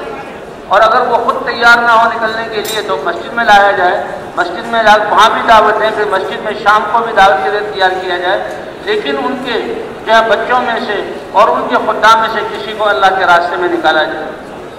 اور پھر ایک ایک مسلمان سے یہ کوشش ہو ہماری کہ اس 24 گھنٹے میں 100% مسلمانوں سے ملاقات ہو جائے. 2.5 3 گھنٹے 4 گھنٹے ہم نے ایسے مارے پھرنا ہے اور لوگوں کو اللہ کی طرف بلانا ہے. اور بھائی جب گشتوں سے تھک جائیں، کہ جب گشتوں سے تھک کر مسجد میں آئیں، اب ہے تعلیم کا وقت کہ کھانا مؤخر ہوا اور سردی میں ٹھٹر رہے ہیں یا گرمی میں پسینہ اور تھکاوٹ کے سانس چڑھا ہوا ہے اور اب مسجد میں آئے ہیں، تو سب سے پہلے ہم یہ چاہتے ہیں کہ اللہ اس تھکنے پر ہمیں کیا عطا فرمائے گا. جب تعلیم کے حلقوں میں اللہ کے وعدے سنیں گے تو وہ اتنی بڑی عنایتیں، اتنے بڑے انعامات ہیں کہ انسان ان کو سنے گا، ان کی ساری تھکاوٹیں دور ہو جائیں گی اور دل سے یہ بات آئے گی کہ میں نے تو بہت تھوڑا کیا اور ہم تو دوبارہ جانے کے لیے تیار ہیں. International Islamic studio. تو بھائی دعوت جو ہے یقین کو بنانے کے لیے اور تعلیم اس یقین کی تقویت کے لیے کہ جیسے ہم نے بستیوں میں بیان کیا، اے لوگوں کامیابی اللہ کے احکام میں ہے، اللہ کے احکام کا تعلق ہمارے اعضاء سے ہے. ان احکام کے ماننے پر اللہ دنیا اور آخرت بنائیں گے. وہ کیسے بنائیں گے؟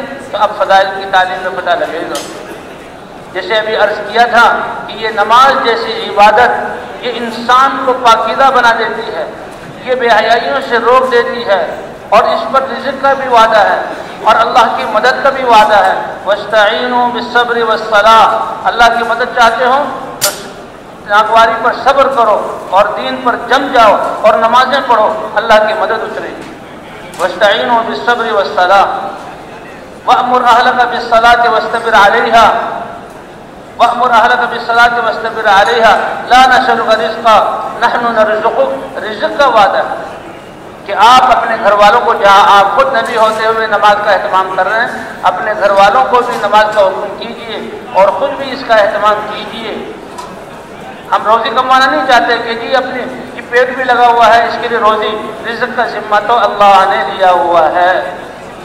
ان ما اريد منهم من رزق وما اريد ان يطعمون ان الله هو الرزاق ذو القوة المتين وما من دابة في الارض الا على الله رزقها.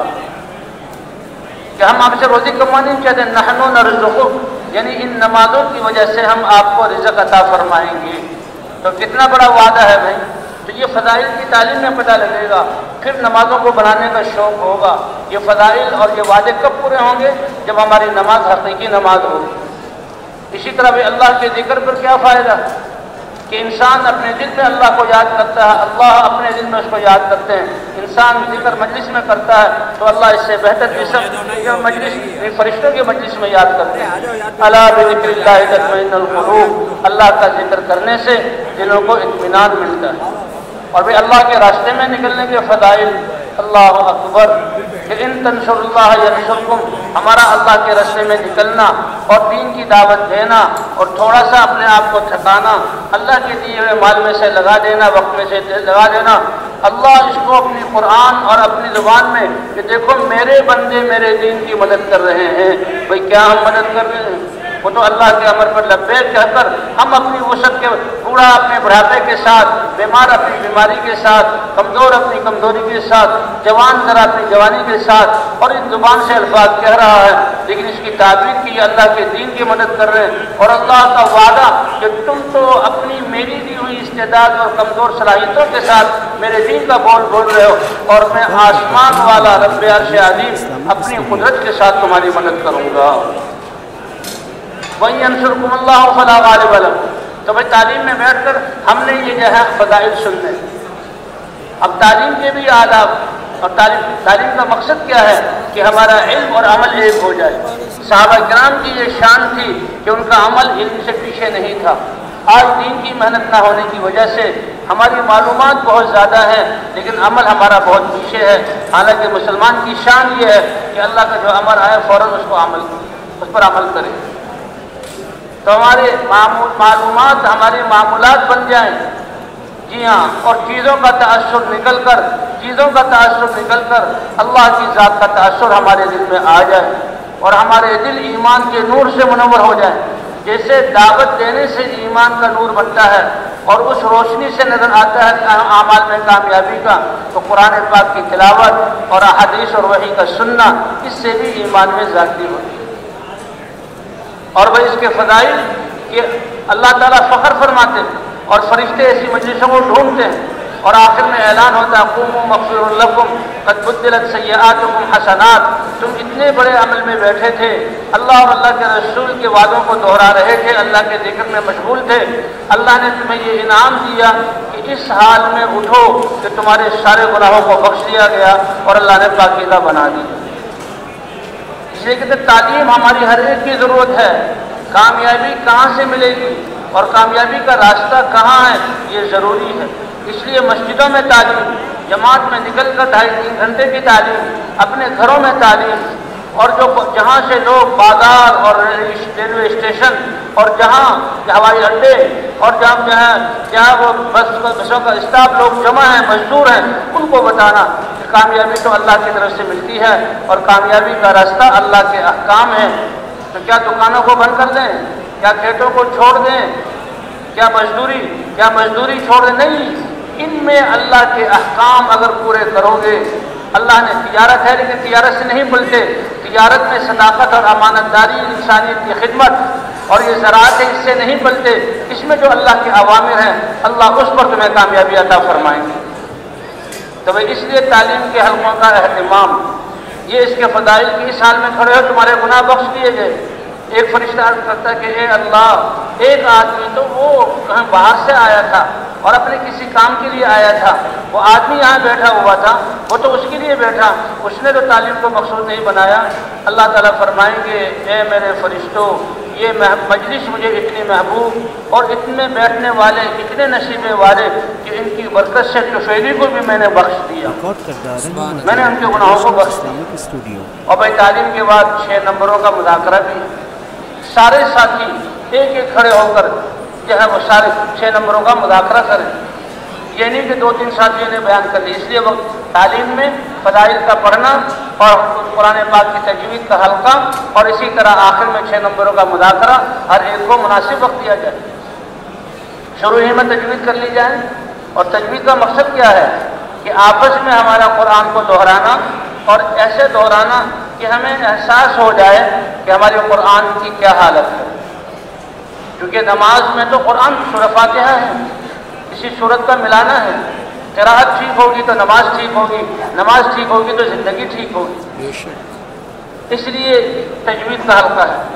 اب جماعت پہلی دفعہ جڑی ہے تو پہلے دن ایک ہی حلقہ لگا لیا جائے، سمجھدار ساتھی اور ذمہ دار ساتھی۔ ہاں بھائی، اس جماعت میں تو ماشاء اللہ اکثر لوگ اچھی تجوید والے ہیں اور کچھ جو ہیں وہ ان کی تجوید کمزور ہے، ذرا محنت کی اور احساس دلانے کی ضرورت ہے، تو 2 آدمی کا حلقہ بنا دیا جائے۔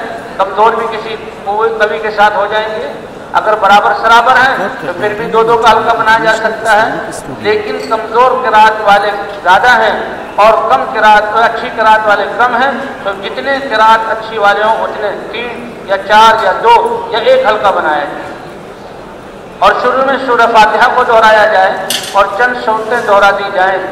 جس کو اللہ نے قرآن پاک کو تجوید سے پڑھنے کی دولت اور نعمت عطا فرمائی، کیا شان ہے آسمان والوں کے ہاں اس کے دل میں یہ فکر پیدا ہو جائے کہ میرے مسلمان بھائی اور یہ جو ہے ان کی تجوید کمزور ہے، تو ابھی تو صرف یہ دہرانا معلوم کرنے کے لیے ہے، پھر انفرادی اوقات میں، سونے کے وقت میں، انفرادی اعمال کے وقت میں یہ ساتھی ان پر محنت کرے، سورہ فاتحہ ٹھیک ہو جائے اور 1 یا 2 سورت ٹھیک ہو جائے، بعد میں 10 صورتیں اس کو یاد ہو جائیں، اس پر محنت کی جائے۔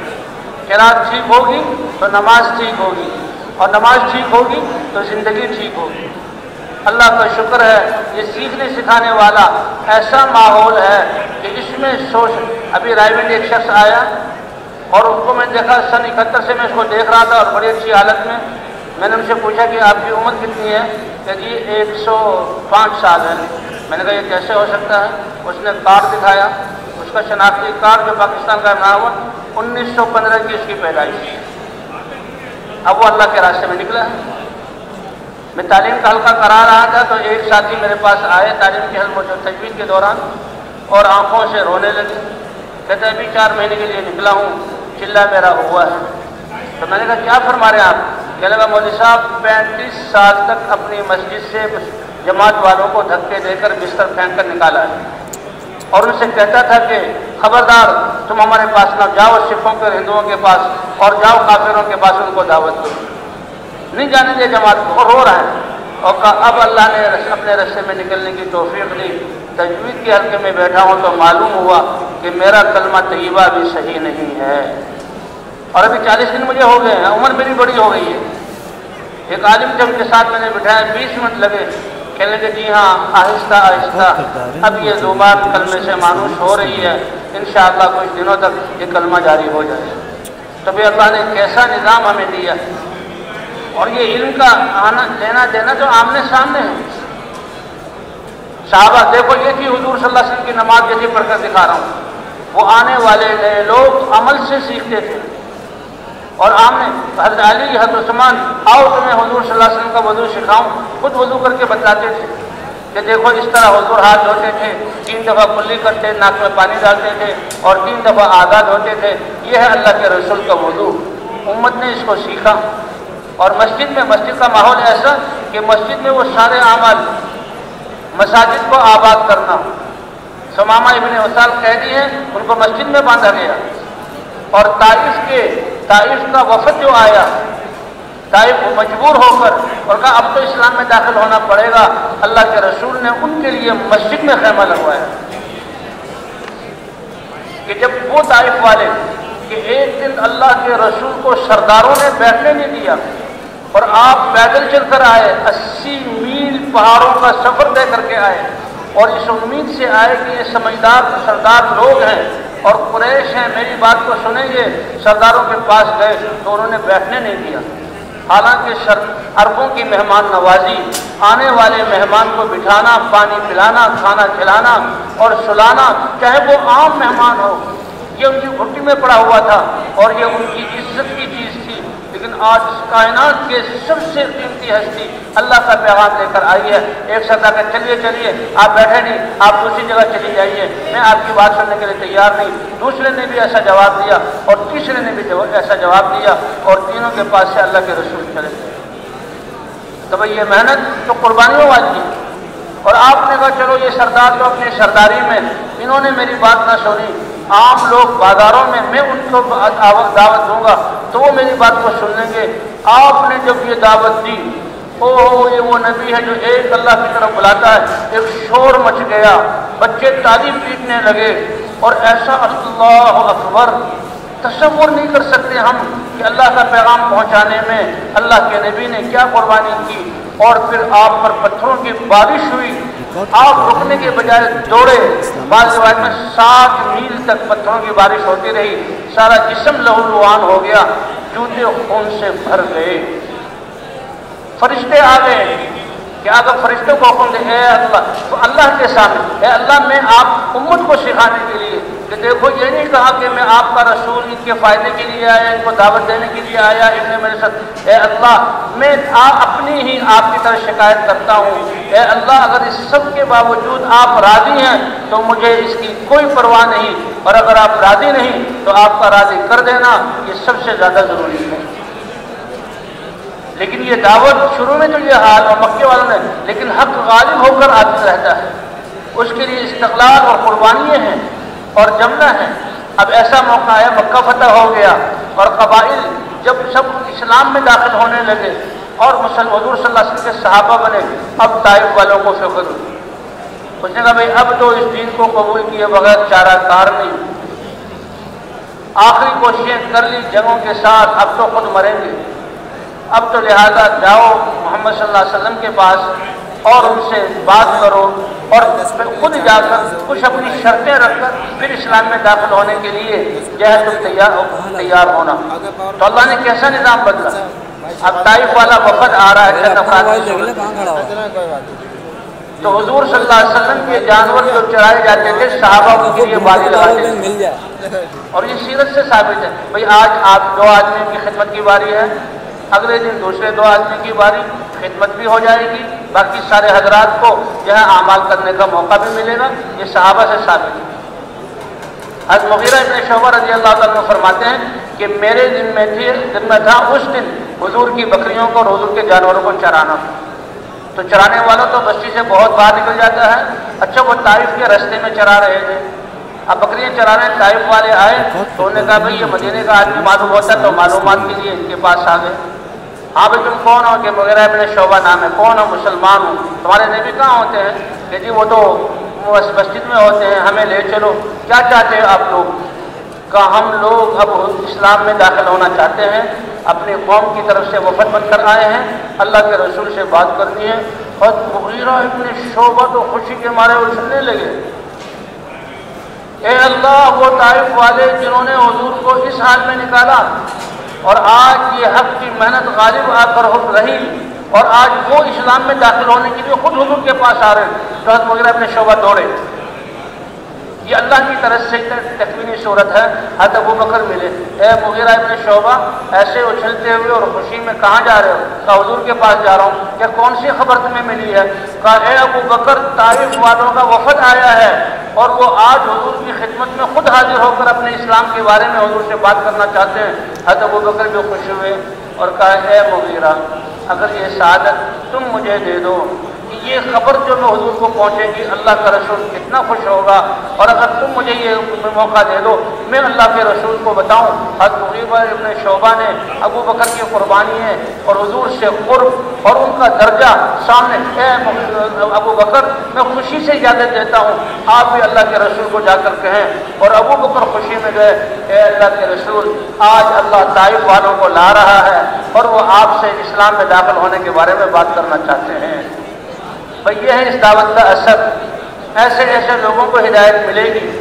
لوگوں نے کہا کہ اگر تم یہ سنو کہ خطاب کا گدھا حضور کی بات مان گیا ہے، اسلام لے آیا ہے، وہ گدھا ہے تو مان لو، لیکن عمر ابن خطاب اگر مسلمان ہو گیا اس کو نہیں نہ مانو، کیونکہ یہ ممکن ہی نہیں ہے۔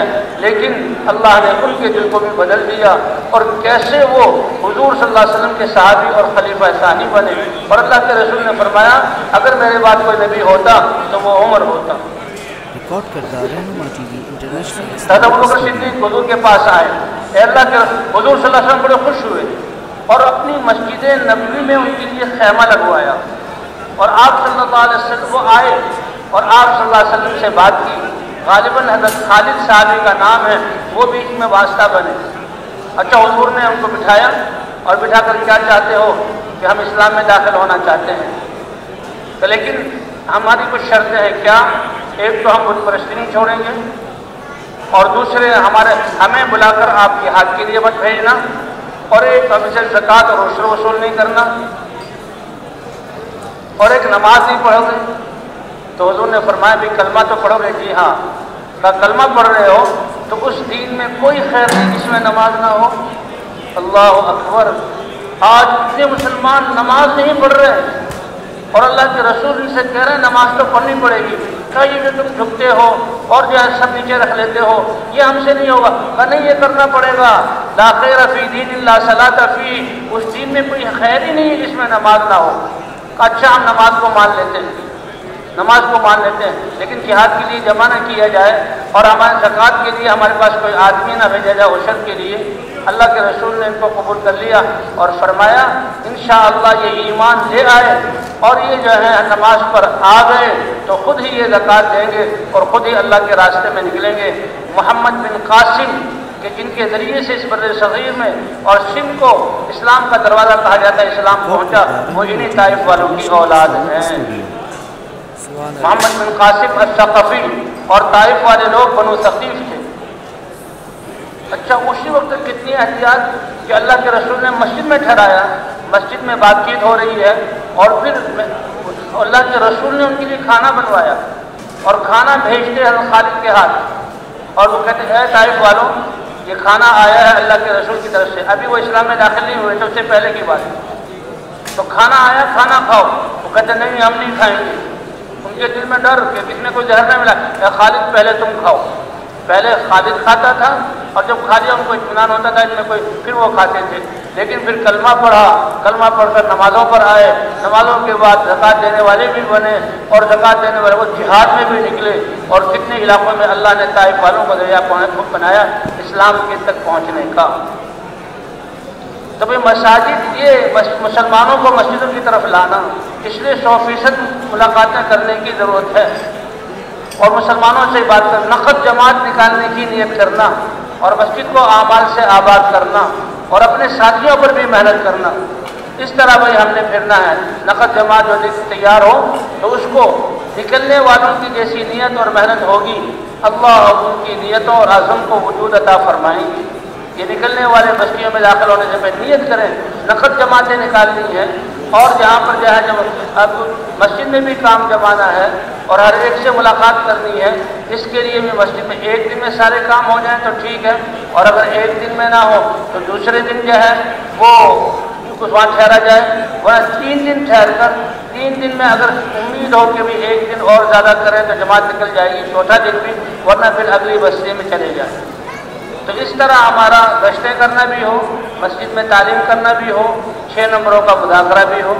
اب ظہر کی نماز کے بعد بھی ایک اعلان ہو جائے بھائیو اللہ نے کامیابی دین میں رکھی ہے، جماعت آئی ہوئی ہے، ابھی مختصر سی بات ہوگی، پھر ان کو ترغیب دی جائے.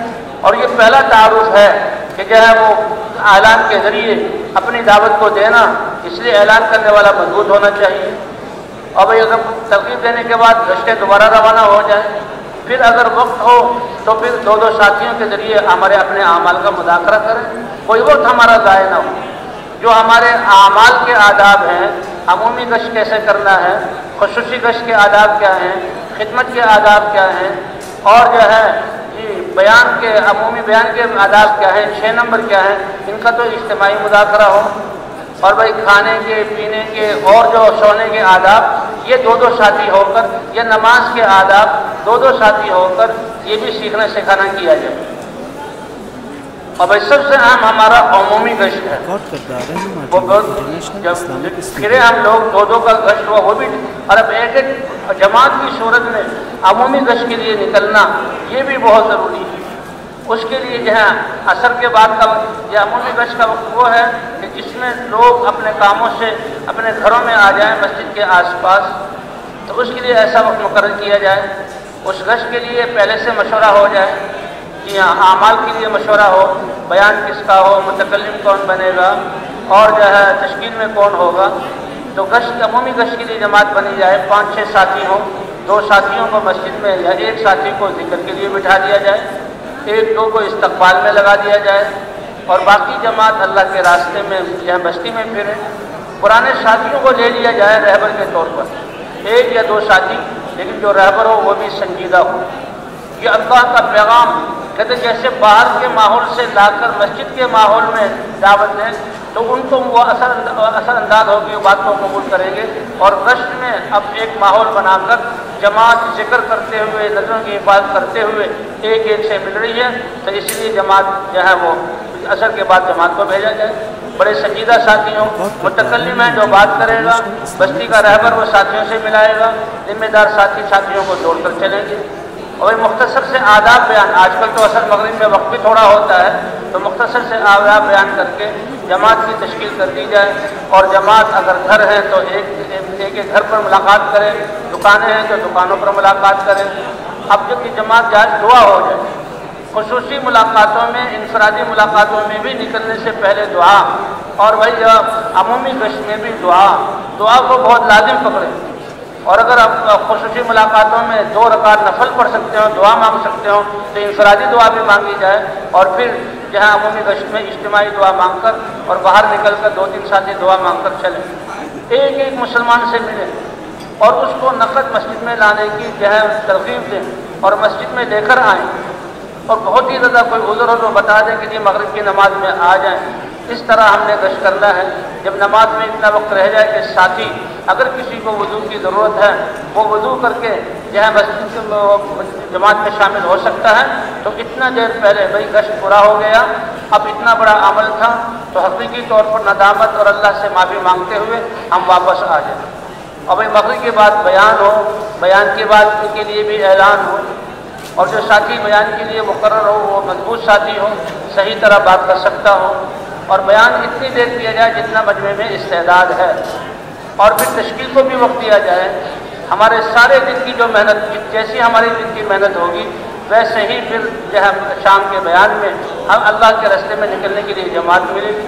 तश्कील वाला खड़ा हो जाए, वो नाम लिखे, बयान ख़त्म होने के बाद थोड़ी देर के लिए साथी अल्लाह की तरफ मुतवज्जह हो कि जो सारे दिन की मेहनत और बयान की जो है नूरानियत, इससे जो दिल मुतासिर हुए हैं, इससे लोग अपना नाम देंगे। जब थोड़ा सा जुमूद देखें तो फिर एक साथी अपने दाएं बाएं वालों को तरगीब दें। और भाई जमात तैयार हो जाए तो उसको अलग करके रात ही को उनकी बिस्तरे मंगा लिए जाए ताकि सुबह सुबह अल्लाह के रास्ते में उनको रवाना किया जाए। तो भाई करेंगे ना ऐसा इंशाअल्लाह। और भाई रात जो है रातों को, ये तो सारी दिन की मेहनत थी, रातों का उठना यही भी ज़रूरी है। तहज्जुद में उठना, अल्लाह ये मेहनत के 2 हिस्से हैं, जिनमें लोगों पर मेहनत करना और रातों को अल्लाह से उठकर मांगना। प्यारे नबी, आप रात के 2/3 हिस्से ज़्यादा हिस्सा आप खड़े रहिए, अल्लाह से मांगिए कि रातों का उठना नफ्स को बहुत ज़्यादा कुचल देने वाला है और दिन की दावत को क़ुव्वत पहुँचाने वाला है। हमारे दिन की दावत में क़ुव्वत बढ़ेगी और अल्लाह के यहाँ कबूल होगी रात की दुआओं से। लंबी लंबी नफलें पढ़ना और दुआएं मांगना। और भाई अल्लाह ने हमें दीन दिया है और ये दावत वाला काम दिया है, सबसे मजबूत तरीन मेहनत और सबसे मजबूत तरीन वसीला दावत के सबसे ताकतवर वसीला है इंसान की ज़िंदगी के बदलने का। खत्म नबूवत की जैसे वो मिला है और फिर कबूलियत के लिए दुआ अल्लाह ने हमें दी कि रातों को मैंने चेंज किए नहीं है, ये मैंने उतारना है। मेहनत करने के बाद दुआ, ये कहते हैं कि मेहनत करने वालों की दुआएं तो अल्लाह ताला नबियों की दुआ की तरह कबूल फरमाएंगे। इसलिए उठना, दुआओं का मांगना, उसमें इंसानियत के लिए दुआ, इस काम की कबूलियत के लिए दुआ, अपनी जो हाजतें, बीमारों के लिए दुआ, परेशानी में जो मुब्तला हैं उनके लिए दुआ, और ये दुआएं अल्लाह ताला रद्द नहीं करेंगे। तो इसका एहतमाम करेंगे ना इंशाअल्लाह। अबू मालिका एक सहाबी हैं, वो अल्लाह के वो जो अपने सफ़र में जा रहे थे तो रास्ते में उनको एक डाकू पड़ गया और डाकू बड़ा ताकतवर वो आया, उसके पास हथियार थे, नेज़ा, उसे तलवार निकाली और तलवार निकाल के इनकी तरफ हमला करने के लिए बढ़ा। जब वो डाकू पकड़ने के लिए आ रहा था, इन्होंने कहा या अरहमर राहिमीन। डाकू करीब हुआ, उसने तलवार निकाली तो इन्होंने कहा या अरहमर राहिमीन। اور ڈاکو نے تلوار نکال کر ان پر سونٹی تو انہوں نے کہا یا ارحم الراحمین. ابھی ارحم الراحمین کے الفاظ ختم نہیں ہوئے کہ فضا سے ایک شہ سوار ظاہر ہوا اور نیزہ مان کر اس ڈاکو کو ختم کر دیا، اور یہ ڈاکو جہاں گرا آگ نکلی اور اس نے اس کو کوئلہ کر دیا. تو ابو مالکہ کہتے ہیں او بھائی تم کون ہو کہ جس کے ذریعے اللہ نے مدد کی؟ کہ واہ کہ تم نے جب پہلی دفعہ اللہ کو یا ارحم الراحمین سے پکارا، ساتوں آسمانوں کے فرشتوں میں کھلبلی مچ گئی، اور جب تم نے یا ارحم الراحمین دوسری دفعہ کہا تو اللہ نے فرمایا کون سا فرشتہ اس میرے بندے کی جا کر مدد کرنے والا ہے؟ تو میں آسمانوں چوتھے آسمان کا ایک فرشتہ ہوں، میں نے اپنے آپ کو پیش کیا. جب تم نے تیسری دفعہ یا ارحم الراحمین کہا تو اللہ نے مجھے حکم دیا. تو 3 دفعہ ارحم الراحمین کہنا اور چوتھے آسمان سے فرشتے کا اترنا اور ایسی مدد، یہ اس دعا کی برکت سے. تو ہم 2 دن سے جمع ہیں، اعمال سن رہے ہیں اور اللہ کے راستے میں جا رہے ہیں. تو اب اللہ سے دعا کرنی ہے، اللہ سے مانگنا ہے. جی ہاں، اللہ کا حکم ہے، اللہ سے جو جتنا زیادہ مانگے اللہ کو اتنا پیار آتا ہے. اللہ جو ہے وہ دعاؤں کو قبول کرتے ہیں. مسلمان کی دعا محفوظ ہے اور مقبول ہے. مقبول ہونے کا کیا مطلب کہ جو خیریں مانگی ہیں اللہ سمجھتے ہیں اس میں بہتری ہے وہ دے دیتے ہیں. اور محفوظ ہے کیا مطلب کہ مسلمان کے ہونٹوں سے نکلی ہوئی دعا کو اللہ رد نہیں کرتے، اپنے ہاں محفوظ کرتے ہیں. اور قیامت میں اللہ اپنے بندے کو بلا کر کہیں گے میں نے تمہیں دعا کا حکم دیا تھا اور قبولیت کا وعدہ کیا تھا کہ ضرور جی ہاں کیا تھا، کوئی دعا میں نے تمہاری رد نہیں کی.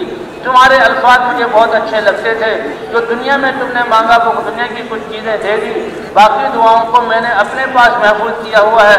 تمہاری فلاں دعا کے بدلے میں جنت کے فلاں درجات اور اپنی رضا اور نعمتیں دیتا ہوں. تو وہ جب انسان دیکھے گا کہے گا کاش دنیا میں کوئی میری ایک دعا بھی قبول نہ ہوتی اور ہمیشہ کے لیے جنت کی نعمتیں مجھے مل جاتی.